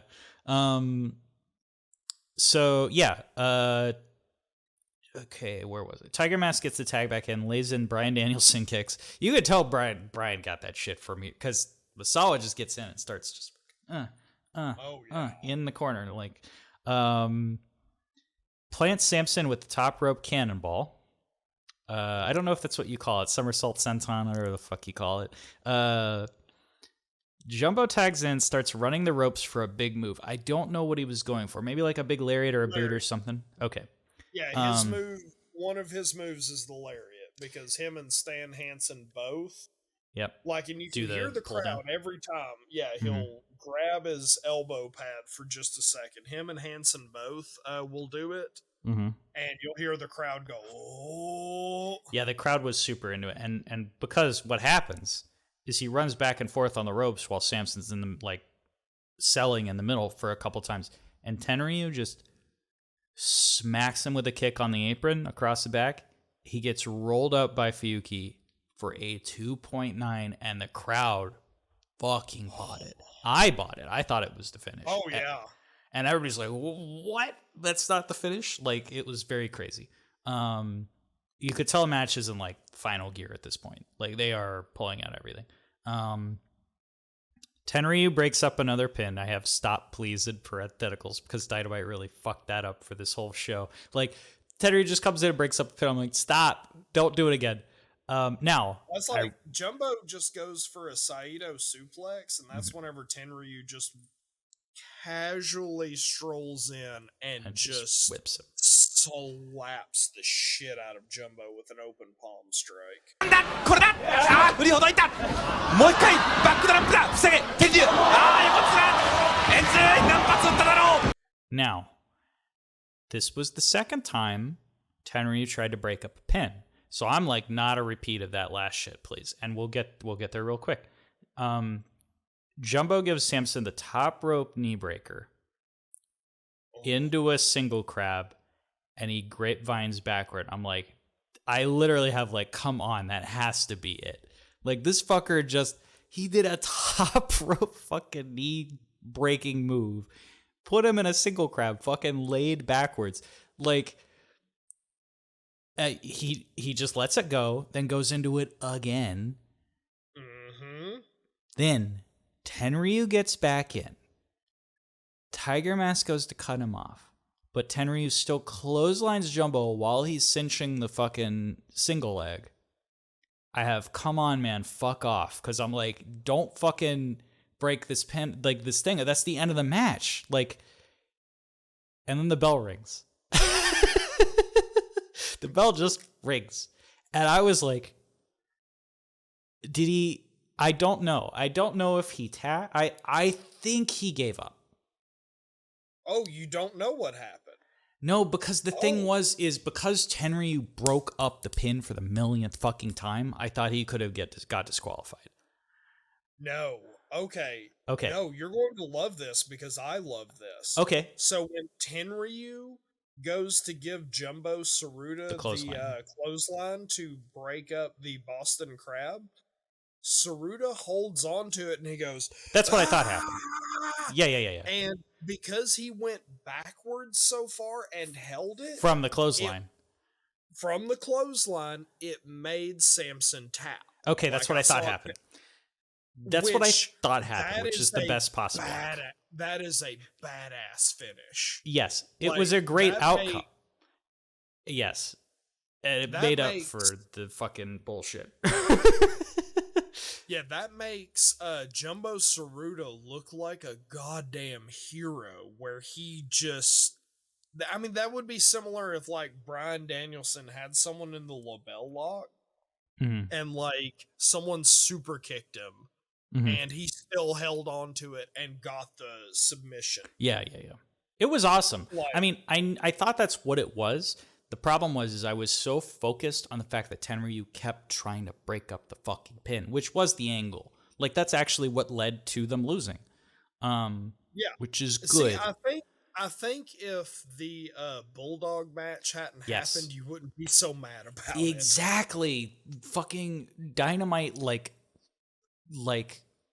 poisoned the well. Fucked up the match from the past. Like, he fucking time splitter traveled through fucking time and fucked up the match. And I'm like, dude, like, fuck off. Like, I'm trying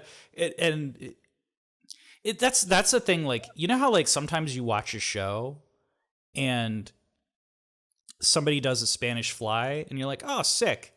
And then, like, 5 matches later, 3 of the matches have had fucking Spanish Flies. I'm like, do you fuckers, did you pay attention to the booking? Like, didn't you know they were going to do it? Are y'all not watching the show? Yeah, like, all you have to do is be like, oh, they did a Spanish Fly in the last match. Let's do, let's change that out for whatever. Do anything else. But yeah it's the same kind of thing. Yeah. That's like early 90s, like, you know, everyone was using pile drivers. Like, you couldn't go a fucking match in the NWA Power Hour without seeing 3 pile drivers. Yeah. Now, granted, I don't think lost its efficacy. Yeah. Granted, I don't think Dynamite knew that they were going to do all these breakups on the pins, but he shouldn't have fucking done them anyway. Fuck you, Dynamite. You're dead, but you know what I mean. Do you think Dynamite actually, like, watched what he was, you know, the show, or even talked to other people? I don't think he remembered his own match the next day. Possibly even the same night. He just remembered a small ball of rage that he was just mad at, and whenever he saw people involved, he just got mad. Right. So, yeah, the end of the match did give me the impression that's what happened, because what happens after the blow up is, like, he taps, Samson just lays in the ring, and Tenryu just fucking leaves. He just fucking walks out the ramp. He looks confused for a moment, and then he realizes what happens, and he shakes his baby-like curly head, and then just leaves. Yeah, and Fuyuki's just left out there, and Tsuruta and Misawa are like, wow, that sucks for you, bro. Like, sorry. Sorry we killed you. But your boss sucks. Goes back to the very beginning, because at the very beginning we kind of saw the end of this, like in the fact of like Jumbo Tsuruta and Tiger Mask like raise Samson's hand, like they're like, this guy did great, like you know, and which like I love that. So one thing that I was afraid of in like this Four Pillars era, because you know this is absolutely the start of it, that it would be like the spotlight is completely on the Four Pillars and there aren't any other like tertiary characters, right? And like Samson Fuyuki, like he has cemented himself like as one of the people to like be in there mixing it up with all of them. Yeah, I do wish he would sell when he's in holds, but like the thing is it depends. It depends when it is in the match. I think like once his leg got worked over, motherfucker was selling his brains out. It's just the beginning of the match when his leg hadn't been worked over yet. He's just kind of selling, which is like, but I think it's like the thing. Yeah. The thing is, I will say this, I think he got slapped silly by Jumbo. Quite possible. At the very beginning of the match. Quite possible. Because Jumbo, there was like when Jumbo first started, he worked him hard, and then I noticed that he started working him softer. And so either A, he liked Samson, which I think is the case, and wasn't trying to kill him like Tenryu, or B, saw that he was kind of in trouble and like lightened up, which I would really hope that Jumbo is the kind of person to notice that and like actually be nice and kind, because he seems like a kind person. Yeah, no, I think that's the case probably.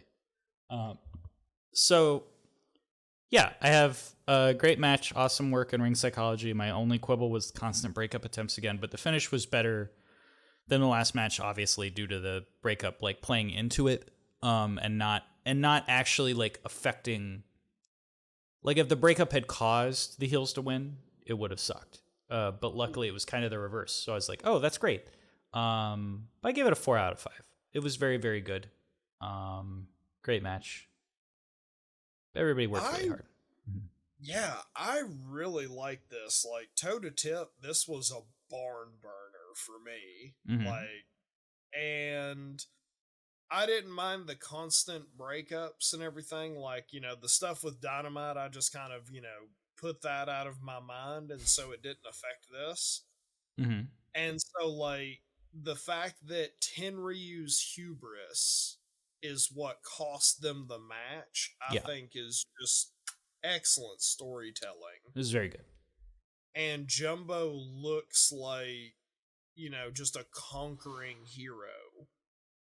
I love this match. Like 4.5. I rarely give the half measures. Like, this isn't a perfect match by any means, but like, definitely go out of your way. I considered like a 4.25. It's up there, but like it's kind of like it's almost on a curve because Japanese wrestling is like,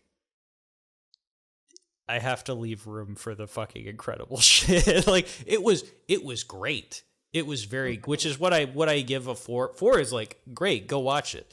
Whereas like over 4 is usually like you need to see this because it's really fucking good. And once you get up to 5, it's like just fucking classic, all time incredible match, which is pretty rare.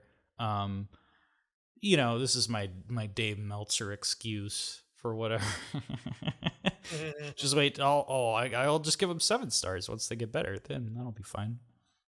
Yeah, we'll just find a whole bunch of your ratings that are like, you know, 4 3/8. No, you know, I'm never doing the pitchfork thing. That drives me nuts. I give this 92.7%. Oh, it's 0.7, huh? Oh. Oh, wow. Did you calculate that in the lab for fucking Carly Rae Jepsen's fucking album, you fuck? Like, I hate that shit. Anyway. Yeah, did you contact Nate Silver to help you figure it out? Huh? Did you do a whole bunch of polls? Huh? How do you feel about Dave Meltzer giving stuff like 6 and 7 stars and stuff? So here's the thing, like, if you've been watching wrestling, like, I've been watching wrestling for 40 years. Mm-hmm. And, like, there is stuff that I will come across that is next level. Like, right. Just amazing, beyond the pale, anything I've seen. Here lately, that has been happening a lot. Mm-hmm. And so if I were an older person, like, you know, Dave Meltzer, like, I think Dave Meltzer is 20 years older than me, so I think he's like 62, something like that. That sounds about right, yeah.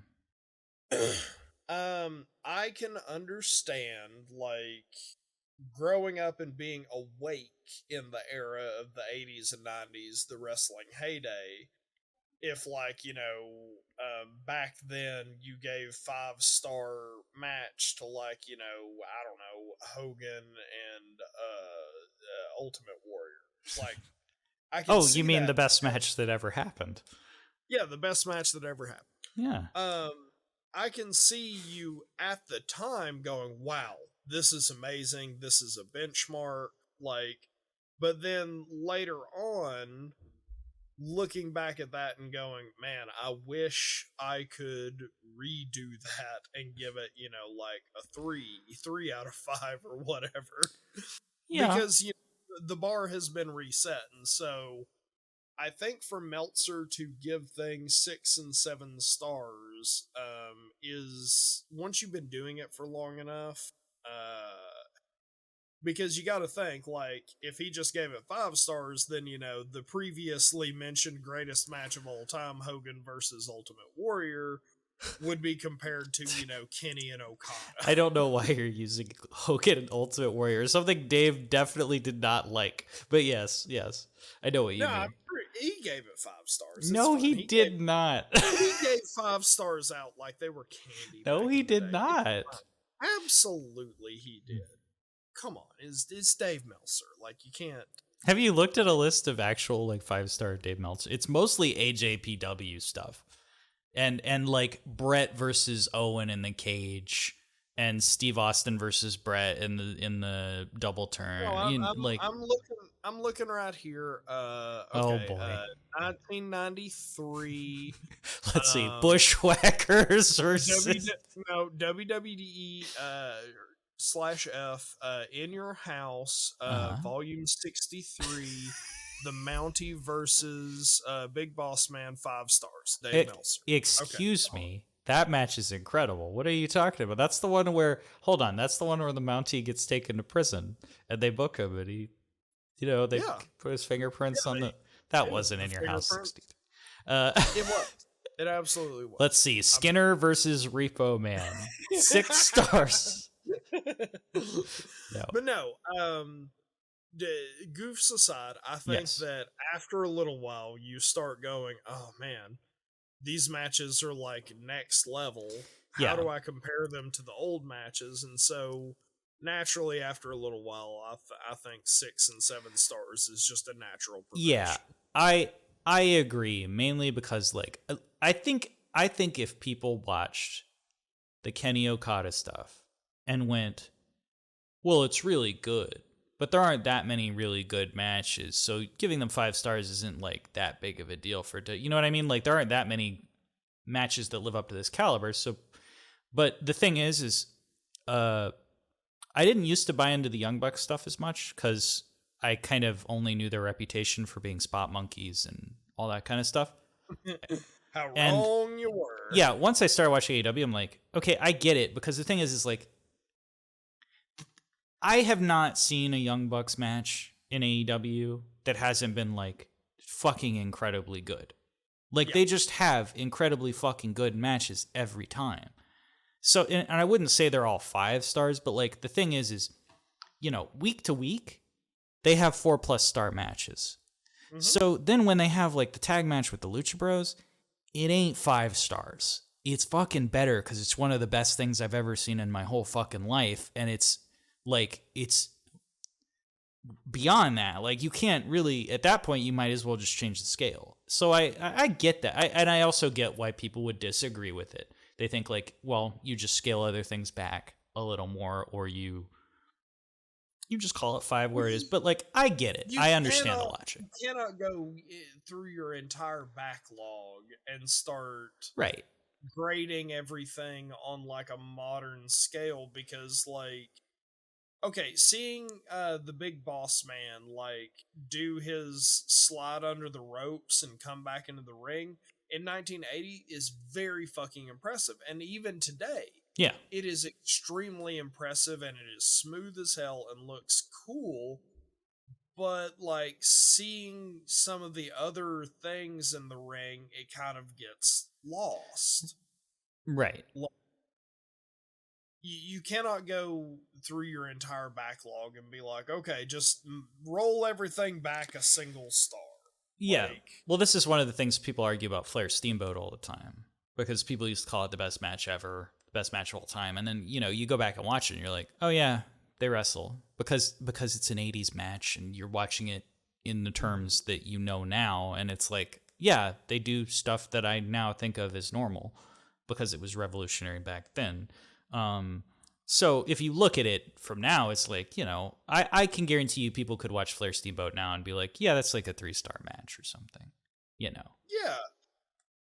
And I mean, I even think that those matches are very good, and they do deserve their, like 5-star things, because you gotta, there's an emotional impact at the time of the things that are happening. Right. Exactly. That needs to be taken into account. Like Kenny fighting Okada at the time, like is Kenny the best bout machine? Can Okada keep his momentum? These are 2 rising stars that, like the personalities and the stories going into it absolutely play into the rating of the match, in my opinion. Yeah, that's the entire reason Punk and Cena was a 5-star match. Because the match itself, like if you look at move for move and stuff like that, it's just a WWE pay-per-view match. But the way the booking is, and the way the storyline and the crowd and the characters and the narrative are, that's what makes that a 5-star. Like it's next level storytelling, as opposed to just like, he puts them in a headlock. He puts them in a chin lock. Like I'm sure there's plenty of people on this planet who would be like, oh, there's no chin locks in a 5-star match. You can't put rest holds in it. It's like, that's not it. Wrestling is more complicated than that. Like it's not about the moves. If it was about the moves, like, Chikara would have 1 billion 5-star matches, and that's, and I like that kind of stuff. But I'm just saying, like, ECW spot fests would be 5-star classics. And I mean, if you think that's fine, but yeah. Yeah, and the thing is, the reason that this King's Road, or this pre-King's Road to King's Road era that we're focusing on, like, is much remembered, is because, and we saw a little inkling of it tonight, this storytelling that they're doing. And, like, the matches that we've seen and will see are hard-hitting and insane work rates for the time that they were doing it. And I mean, you could even put the work rate against some of the stuff from today and it would still hold up. Yeah. Given the amount of time I put up with like scripted WWE television, it is really incredible to like go back and watch 1990 Japanese wrestling and see like I don't understand I understand some of the words when they go, brain busta. I know what the fuck that means. But like, I don't know what the commentators are saying. They ain't cutting promos. And if they do, I don't understand them. It's pretty rare that we've seen a promo on the show. But like, I know in the ring, the story being told, and can see like I do have the advantage of knowing Misawa and Kobashi become big names, but like I can see through just watching the matches. Like I watched Kobashi have a fucking great match and get over and become his own character, and I'm watching Misawa like struggling with this gimmick and Tenryu like leaving his underling and the fuck, like you can just tell by the way the matches are worked and the way stuff happens. You don't have to script everything. Like, you know, I know I went into this knowing nothing about Genichiro Tenryu or Jumbo Tsuruta. I knew them as names and I knew they were important. But like over the course of this, we have gleaned that there is a big kayfabe problem with one another. Like Genichiro Tenryu is like this big boss character, and Jumbo Tsuruta is like a mentor that is even willing to like look at the big boss's underlings and like have sympathy for and congratulate on like a good job. Like these are layered and nuanced characters, and the only words that I understand are like Davey Boy Smith and you know, Brain Buster. Yeah, pretty much. But like it's a testament to wrestling as a storytelling form. I grew up with a lot of people who didn't understand wrestling talking about it, and they'd say, you know, like I'm trying to kill a fly. They'd say like wrestling is, you know, it's a soap opera for men or whatever. And I'm like, that's the thing is that it can be like that. But I feel like that is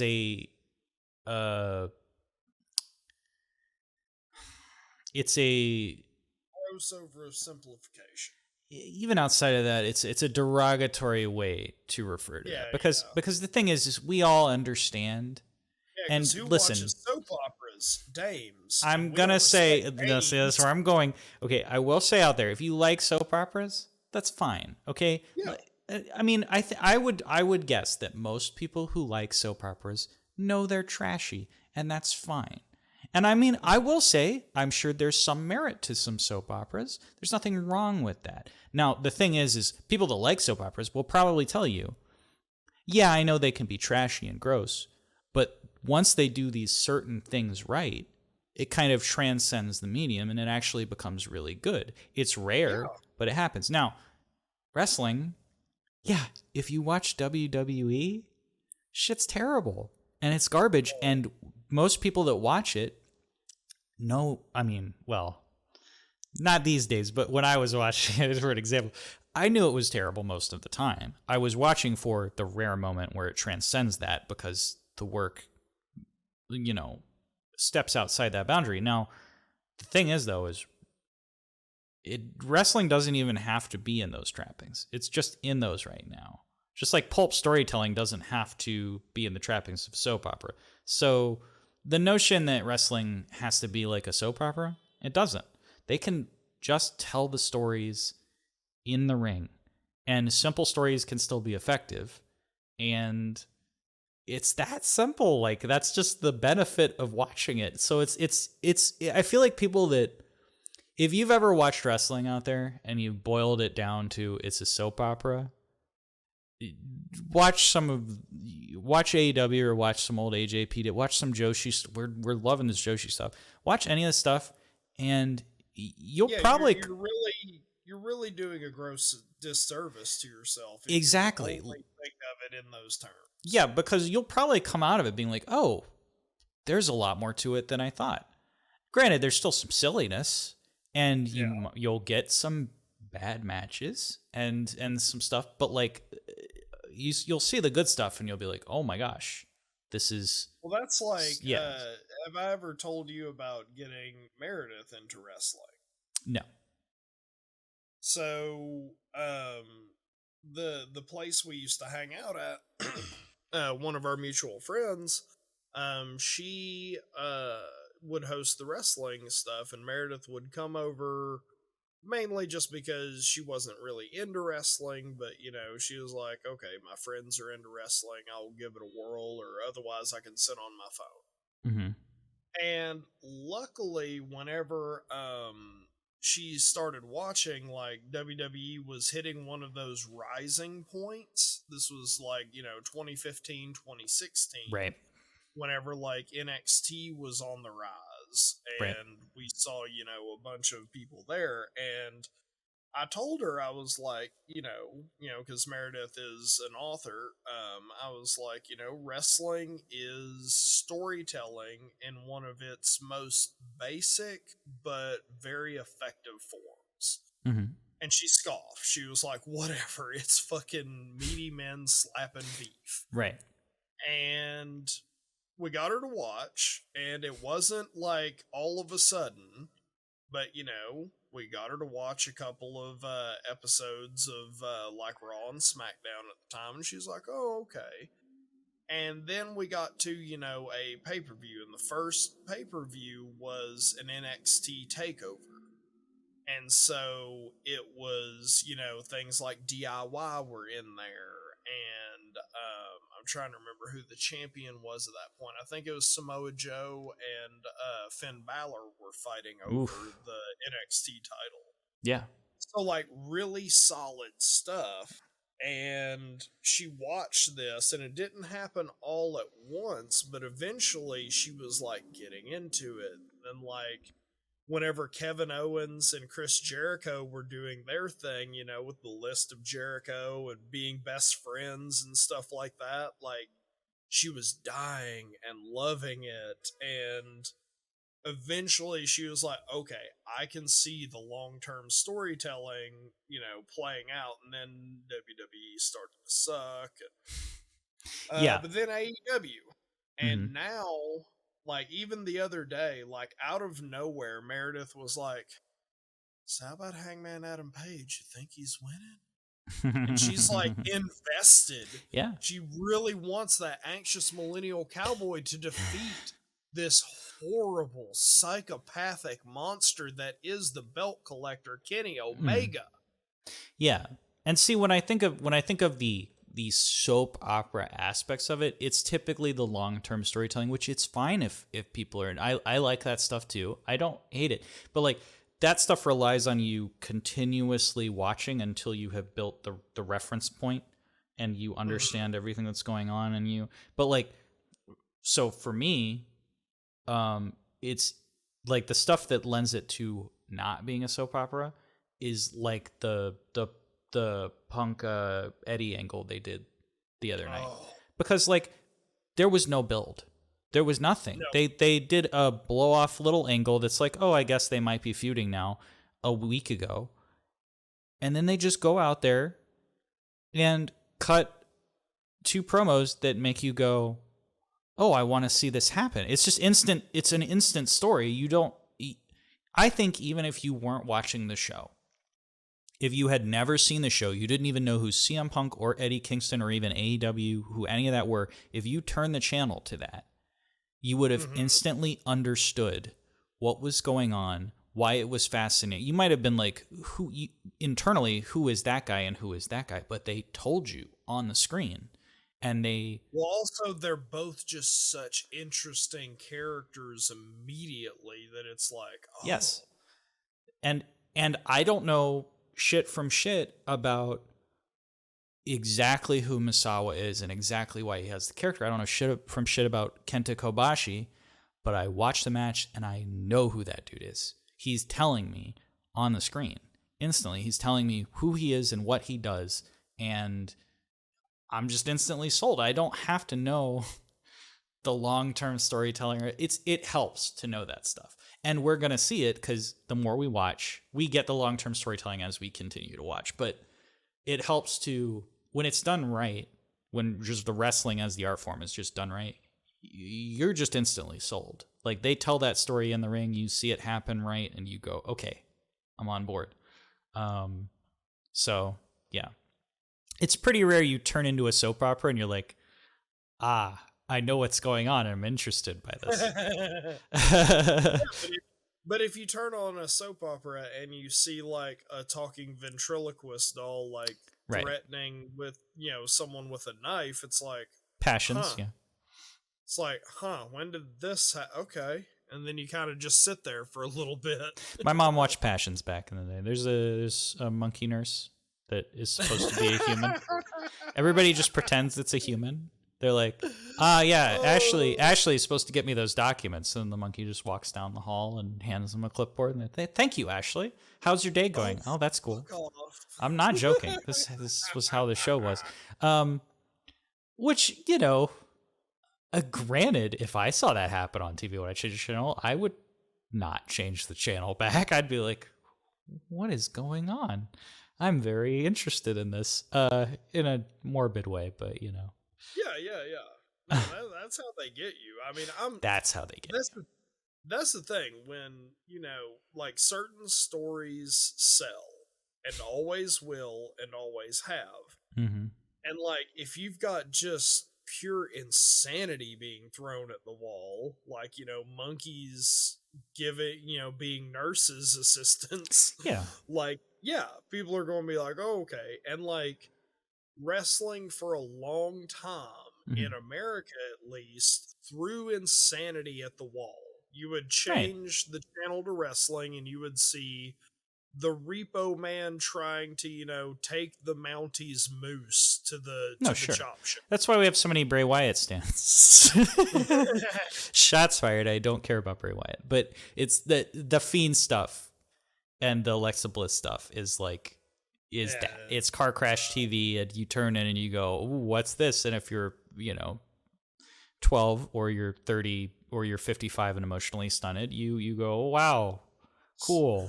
Ooh, I'm going to become the Joker. Oh, God. Anyway. Yeah. Speaking of becoming the Joker. It was a good show. Who's the Wild Pegasus of the week? This week, I think we should honestly focus on one of the real villains, and that is whoever in the budgetary meeting convinced Vince McMahon to fire all of those people. I thought it was going to be Dynamite Kid, but he's dead. So. Yeah, no, Dynamite Kid, rest in peace. We love you. Can't wait to see your next match. Going to be a psychological thriller. Amazing, wonderful. Man never smiles. I started looking at pictures of him from back in the day and even recent. Never smiles. Never. What's he got to smile about? He's having shit matches with Davey Boy all the time, but he gets fucked over by Davey Boy. It's just miserable all the time. I don't know. Later on, he has a really cool wheelchair. That's something to be happy about, I guess. Oh, right. I would say if you're gonna name somebody for what you were originally talking about, as much as I don't like to play into the Johnny Ace is the bad guy, John Laurinaitis is the bad guy. He did have to go, because listen, I will say, and multiple people who've been fired by John Laurinaitis say this, because it's true. He has the worst job in the company. Well, I disagree with that, actually. He doesn't have the worst job because he has a job, and also he gets paid stupid money. He has the most thankless job.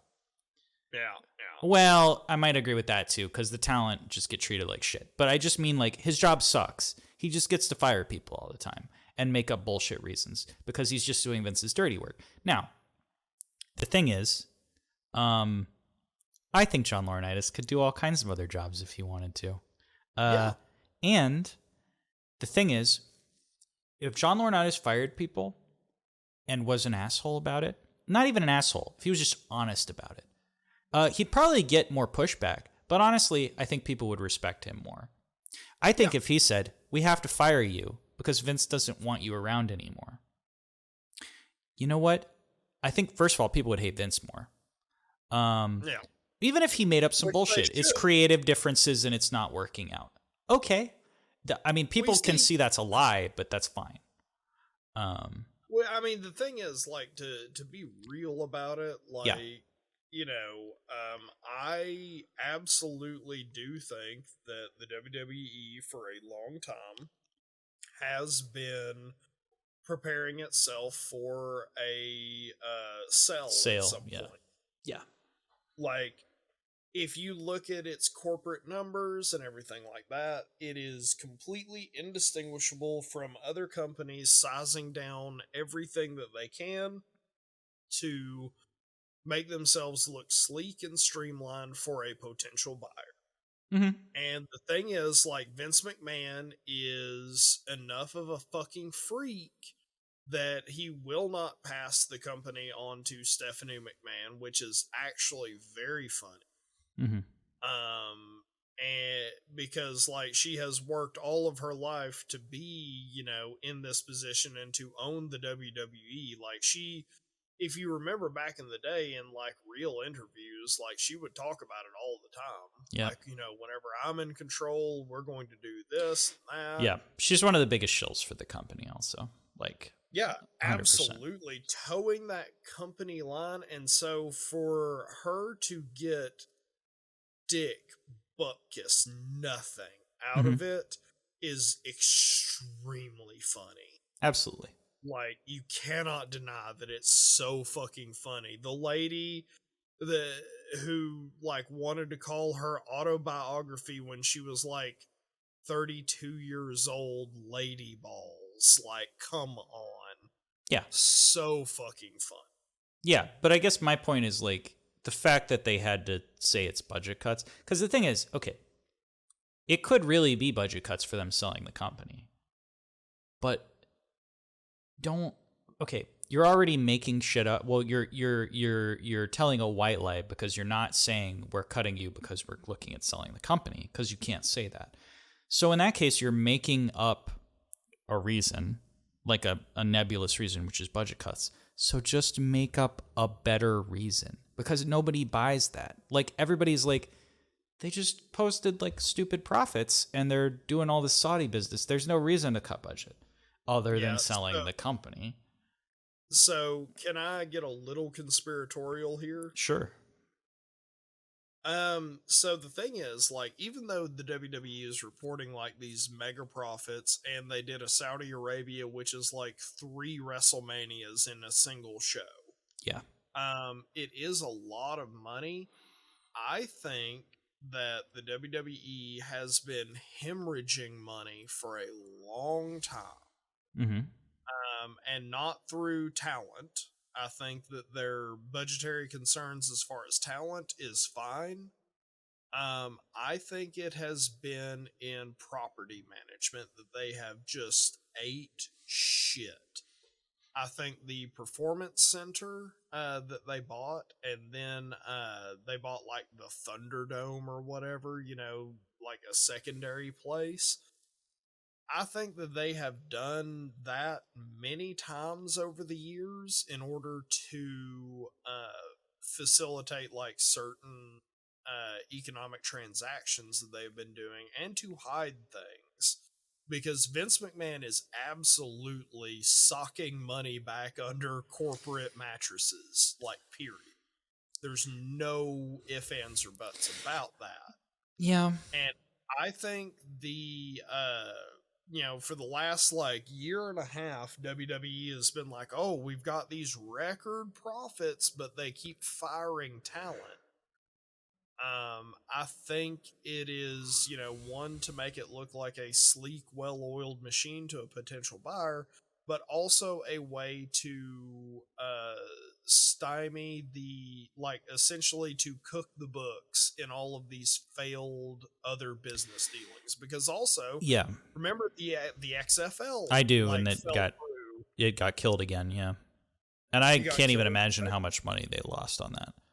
It got killed again, and the Performance Center is one of those things where it became a money black hole, where they were thinking about closing the Performance Center down, if you remember.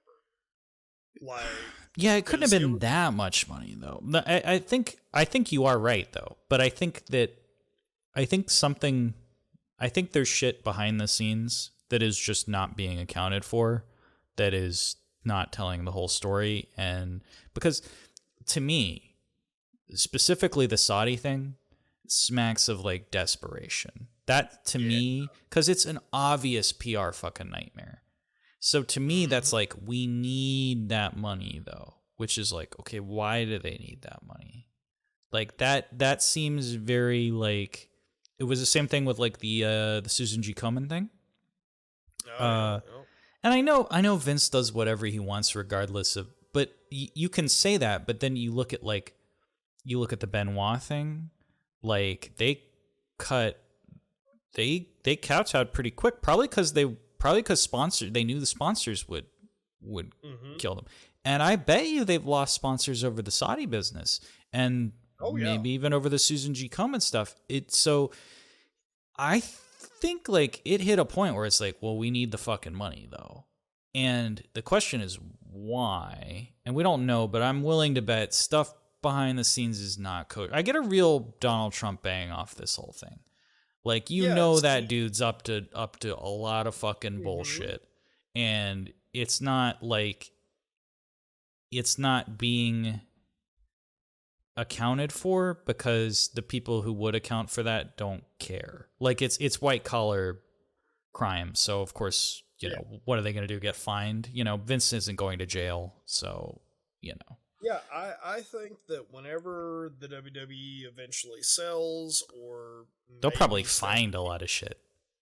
Yeah, maybe Stephanie takes over. I think that there will be a big, hubbub about the strange dealings that Vince did. Because I think he's got a lot of money tied up in, I'm going to say, property property and wrestling licenses. And licenses in the fact of, I think that there were a lot of, promotions over the years that, Vince paid off to not perform anymore or to, shutter their businesses early. And because the only people that have gotten through over the years have been ROH, which got backed by Sinclair, which that you can't touch that because that's another rich person's thing. Right. Impact Wrestling, which that got passed through several different individual hands who were immune to Vince's, tamperings. But eventually, Billy Corgan, but it's become such a parody of itself. Not to say that Impact is bad. I think what they've been doing here in the last it's been 3 better. Years I think what they've been doing in the last 3 years has been very good to excellent. And then, AEW, which that's another rich person's thing. You don't mess with another rich person's thing. Right. And so I honestly think that, when we get a hold of the books, they are going to be so fucking overcooked and well done. It's going to be like one of Vince McMahon's, steak wraps with ketchup. I kind of get the sense that whoever buys the company, I just see the company fucking dying after that. It might be a slow death, but I see it being pretty bad because, ironically enough, I don't think Vince knows what he's fucking doing anymore, in terms of booking and stuff like that. But the people that do watch and continue to keep it, making money and profitable, they watch because it's Vince's baby. If he's gone, first of all, I can't help but imagine whoever takes the company will have no idea what they're doing.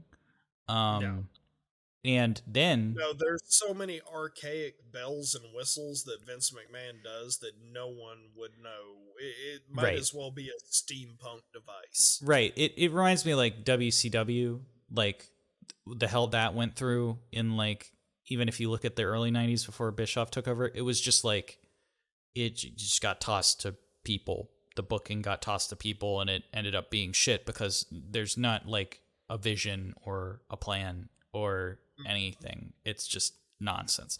So I could see that happening. But yeah. I don't know. It's a mess, to put it mildly. Yeah. And I do believe that there's some questionable shit going on there. Yeah, I'm going to call it. I think that, the books will be cooked in the direction of property property management, and probably wrestling licenses and tape libraries. You have to think about the political stuff too, because how much money got God. sunk into Linda. Oh yeah, and like eventually that Piper is going to make its call back. Like, What did Linda do for a living outside of WWE?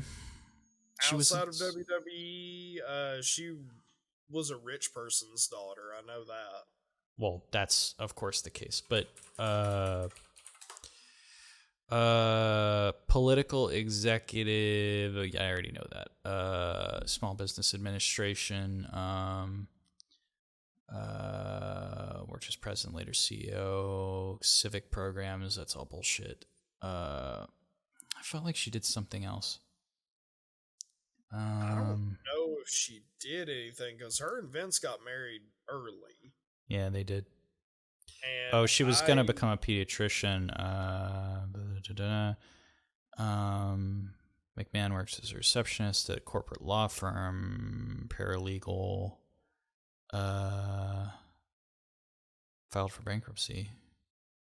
Then WWF happened. Okay, I guess she's always worked for W. See, I always thought of her as like, this is probably just a personal thing, but I always thought of Linda as a real estate person, ironically. Yeah. She just seems like that. But yeah, like you make a good point with the whenever she was running the small business stuff for Donald Trump, like she had failed Senate campaigns, like repeated. Yeah, and 2 failed Senate campaigns that cost a bunch of money. And I don't know of anyone besides like glad handing, simps like, John Laurinaitis and like Ryback who, donated to her campaign.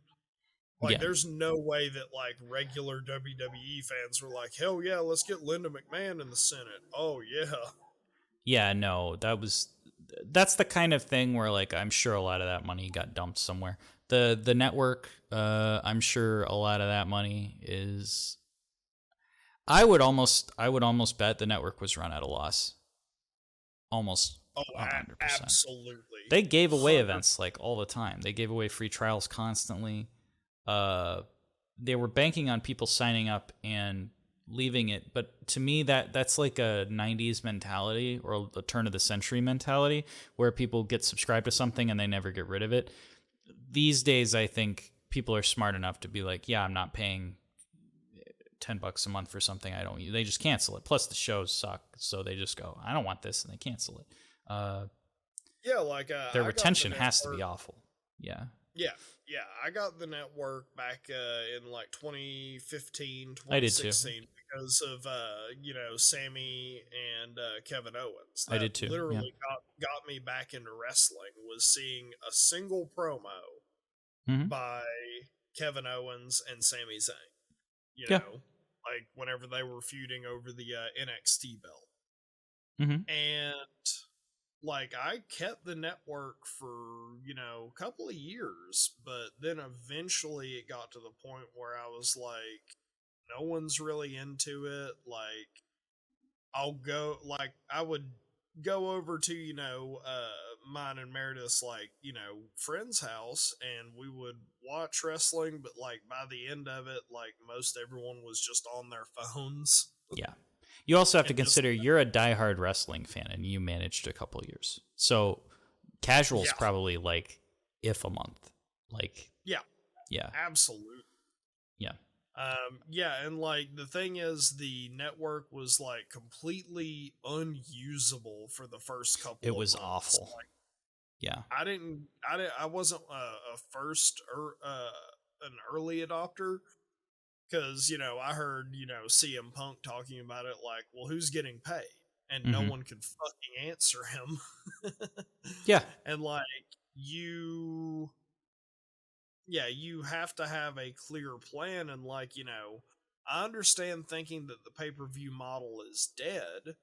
But if you have a product that like is good, people will pay for it. Like, look at the buys for All Out. I mean, good lord. That nearly paid for like the entire roster's salary for an entire year. just the buys on that. And we're going into Full Gear at this point, and Full Gear is looking to probably break 200,000 buys as well. Yeah. And that's like, I mean, they don't have a network. Like, you have to buy it. Yeah.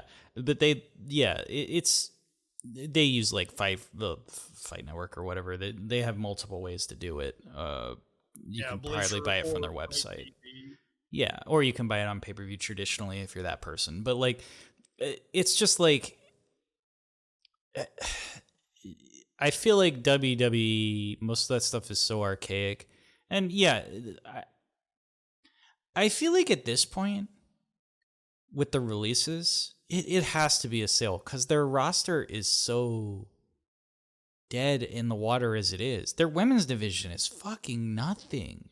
I know, like, that's why people watch too, but it's like 5 people, and some of them aren't even on the show. So it's like, and they just keep treating my girl Bianca Belair like shit. I don't even think Asuka's on the show. No, she's injured right now. I mean, I know she had an arm injury, but like, I assume she's doing okay. Like, I don't think it was that bad. I don't know, but I mean, they didn't even draft her, like, injured or not. Yeah. Like, they haven't even, I don't even think they mention her, like, at all. It's just like, okay. And, like, she's obviously, you know, my wife. But I'm just saying, like, I don't like Nia Jax. I love Ember Moon. I don't know why you'd cut either. I mean, okay. Realistically, you should cut Nia Jax 100%. Yeah, but it should have happened years ago. It should have happened years ago, and probably in lieu of hiring somebody else or pushing somebody else that they've already released. Like, that's the thing, is it wasn't a talent issue. It was, we need to sell the company. That's just what I'm getting, is Keith Lee, like, what the fuck? Like, you have nobody on your roster. That's like... Here's the thing with Nia's contract. I guarantee Nia had a bloated ass contract. 100%. Yeah. Guarantee it. Yeah. And like, you know, Ember probably had a decent contract, but nothing nowhere near Nia's level. And like, you know, that's another thing. Like, I guarantee that if all of the wrestlers at WWE were to like share what they make with one another, they would be quite fucking angry. Oh, sure. Also, another thing, 100%. If you need to make budget cuts, cut fucking Goldberg. Like, a guy who is not really drawing anymore, and you have to be paying like an absolutely ludicrous amount of money to do nothing. Like, easy cut, because it's not even a hard decision. Yeah, and you just saved like 5 people that you cut. Yeah, or like rework his salary so he doesn't perform, which I'm sure he would be okay with, by the way. Like, I'm sure he doesn't want to perform that bad. Which the thing is, though, whenever you are presenting to another company to sell, you want to say, well, I have the stars that have sold. Look, here's Goldberg. Exactly. Like, that's the thing. Yeah, it's very clearly like Keith Lee doesn't do that. As much as I love the dude, if you put Keith, because they haven't made him that guy, they could have, but they haven't, and they're not interested in that because they're going to sell the company. It's a sinking ship. Yeah, it's like, and another thing is, guess who's making their return here soon?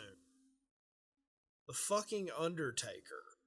What says buy my company more than you get the Undertaker? Like, the Taker thing's so bad because, like, this dude's just trashed his legacy so bad. I mean, I know he's a dumb guy. Like, I know that. But, like, he's actively terrible. Like, I know. But I'm just saying, like, if he... It's literally, he would have got away with it, too, if he didn't... if literally he just stopped, like, 10 years ago, 5 years ago, it wouldn't be so bad. But the dude is just has no clue. Like, he's just a clown. So it's like, all right, well, nobody's like, do I still love like the fucking Shawn Taker matches? Sure, but people aren't gonna like look back at that as the end of his career anymore. That's the fucking middle of, or like, somewhere in there, it's the completely wrong end of his career now. They're gonna look at like, oh, remember when the streak got ended for no good reason? And then he had more matches for no good reason, and he sucked for a long ass time. Like, it's fucking embarrassing. It's like Baba. It's the same thing. Like, if Baba would have just stopped, he would have been a legend. I mean, he is a legend, but you know what I mean. It wouldn't be like, wow, he had a lot of shitty matches for a long time. Yeah, it's the same thing. I will say, we're way off track. Wild Pegasus. John Laurinaitis. That's what I would say, just because he's a shitheel. I mean, if we want to give it to Vince, that's fine, but Vince is going to get it 800 fucking weeks in a row. Yeah. I mean, nobody likes Vince. Like, whenever he's the fucking devil. Actually, lots of people like Vince because they're fucking Stockholm syndrome to think he's the coolest guy ever. That's really embarrassing. Hustle and grind and all that fucking nonsense. As a victim of child abuse, and Vince McMahon was abused very horribly as a child, I do have a soft spot for him. But there comes a point where you... Is it on the top of your head or on the side? It's on the top of his head. I dented in like an ashtray. You're right. But there comes a point where you go, okay, your trauma did not make you do all of this. Like, come the fuck on. Like, I didn't cover up a murder. I didn't, a murder. One? Singular? Interesting. I didn't cover up multiple sexual harassments cases, multiple rape cases. I didn't allegedly cover up all of these alleged things that might have allegedly happened. And so there comes a point where it's like, oh, goofy fucking what a maneuver, Vince McMahon. Like, yeah, you've got the fucking devil to pay for. It's the markiest people on the planet who think that Vince on TV is actually who Vince is. That's embarrassing to me. That is like, there are people out there who are like, haha, Vince is so funny. He's just a funny guy. It's like, you're fucking nutso. I don't know what. And honestly, a lot of people, I know there's a lot of workers in the business who've been like, I think even, Bryan Danielson's been kind of Stockholm syndromed into, Vince is a cool guy. He always treated me well. It's like, yeah, I'm sure he did, Brian, because you're his money maker. Here's the thing, like, have you ever heard about like what Vince does, like, to people that he like really likes? I've heard all kinds of things, yes, but go on. But like, if he really likes you, like say Bryan Danielson, like he invites you up on the weekend to, his house where he has, the pool, the big, catering service, and it's you and a small clique of people, and they just gas you up the entire fucking time, and they're like, what's your input on what we should do on Monday Night Raw? And you give the input, and sometimes Vince will take it, and he takes you aside during it, and he's like, I really see potential in you, and it's a really good thing. Yeah, the boardroom bullshit. The thing about that, though, is like, if you, and not to be too hard on Bryan Danielson, literally the best wrestler in the universe, who is obviously a very nice person. The minute somebody starts treating you differently than everybody else on the roster, really anybody else in your company, and if you don't question that and why that's happening, and also the fact that it has happened multiple times to different people, like, it's like, have some self-awareness. This dude is deliberately manipulating fucking situations and people to get what he's a nightmare. Like, it's just corporate shit. I think Daniel Bryan knows this. And I think he just does. Playing the game. Because, I mean, he's like on, like he has Naomi Klein's fucking number. Yeah. Like they talk regularly. He understands what is going on. Yeah, I think with Brian, so politically, I've been told throughout my life, like, oh, they know what's going on, just give them time, and that has not been the case tradition. You know what I mean? Like the Democrats will tell you that, but Brian, I have been told that numerous times. Like he knows what's up. Just trust him. Like he's doing what's kosher, so he can he can continue working. And the thing is that is actually borne out multiple times to be true. When he was working in WWE, like the thing is I had years where I was like, how is that dude still working there? They just will not book people right. And the thing is, the dude got people over that deserved it. He fucking fought for people who deserved it. He really did infiltrate that place as best he fucking could, because he got Sami Zayn over, he got Kofi Kingston over, he did everything in his fucking power, and then he left, and he did not sell them up the river because he knew he still had those connections and could still use them. So like I really do think he knows, but he just is very good at playing the aw shucks, I don't know any better, you know? He's very good at the modesty, but I think he's a canny guy, and he knows better. Yeah. Oh yeah, absolutely. So yeah, I mean, I think that, there shouldn't be a wild Pegasus this week because it turns out it's a labyrinthine nightmare. It's conspiracy theories. Pepe Sylvia this week. Yeah, we have went Pepe Sylvia. I hope we don't cut this. I think it's very important. But I will say, it's very important to the FBI agents listening to the podcast to try to get me in a holding cell awaiting extradition. Yes. Shh, quiet. I think wishing the people who lost their jobs,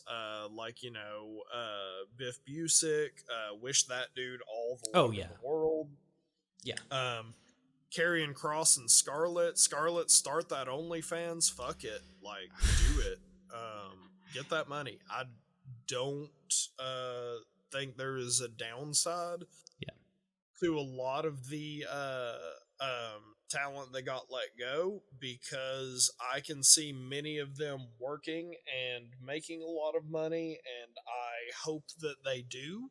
I hope that they find enjoyment, and I think just wishing them well and, supporting them if we can is, the best thing that we can do. He wishes you well. He wants to throw you in a well.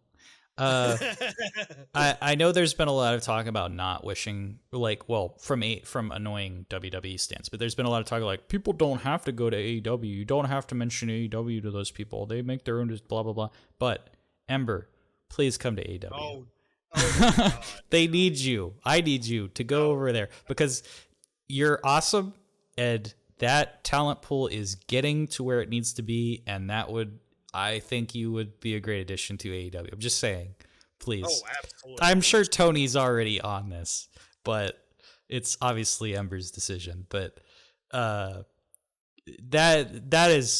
she is one of the most criminally fucking underused talents.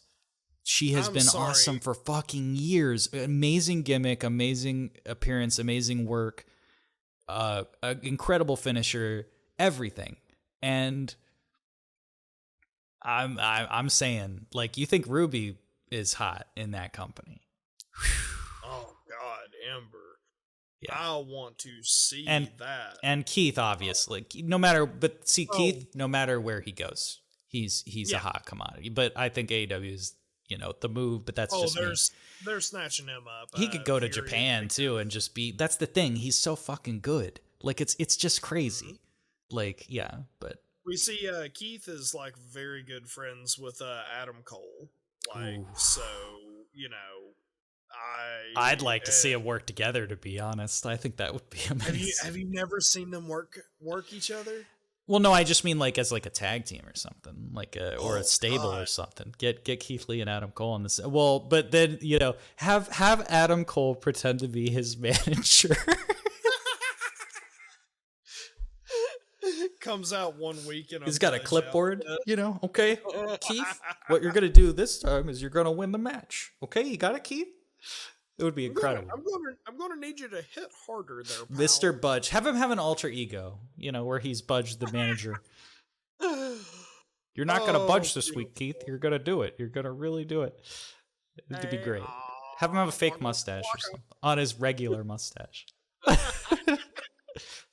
Literally has one of those fucking garbanzo glasses. Tony, you need the Groucho Marx garbanzo.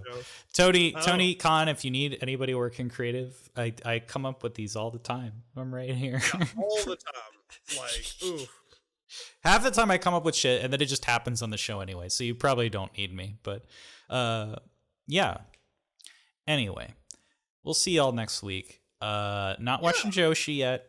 Still, we got a while to go before we're back on the Joshi, sadly. But we still haven't caught up. But I mean, I think it's kind of a good thing because we're seeing this story play out. So. Now, I do have to say, Anthony. Yeah. We may have to do a departure next week. Oh yes, I did promise. Next week will be a departure because we are going to look at what we can find of the life and times of Giant Baba. Now, a Anthony, notoriously reclusive man. No, Anthony, I hate to spoil your promo, but you may have to do Giant Baba the week after. Oh yeah? Because what happens next weekend, Anthony? We have to talk about Full Gear. There's no way we're not talking about Full Gear. Yeah, no, okay. Literally, if we do any other episode, all we're gonna do is be like, "This is just like Full Gear with CM Punk fought Eddie Kingston." Everybody like, "Shut up." Wrestling fan who has only watched Full Gear. Yeah, this is giving me a lot of. Full Gear vibes. Yeah, literally, that'll be the whole show. So yes, we will do Full Gear next week, and of course, as you're listening to this, Full Gear happened several months ago, and you'll be like, "Why the fuck are they talking about Full Gear?" But it's fine.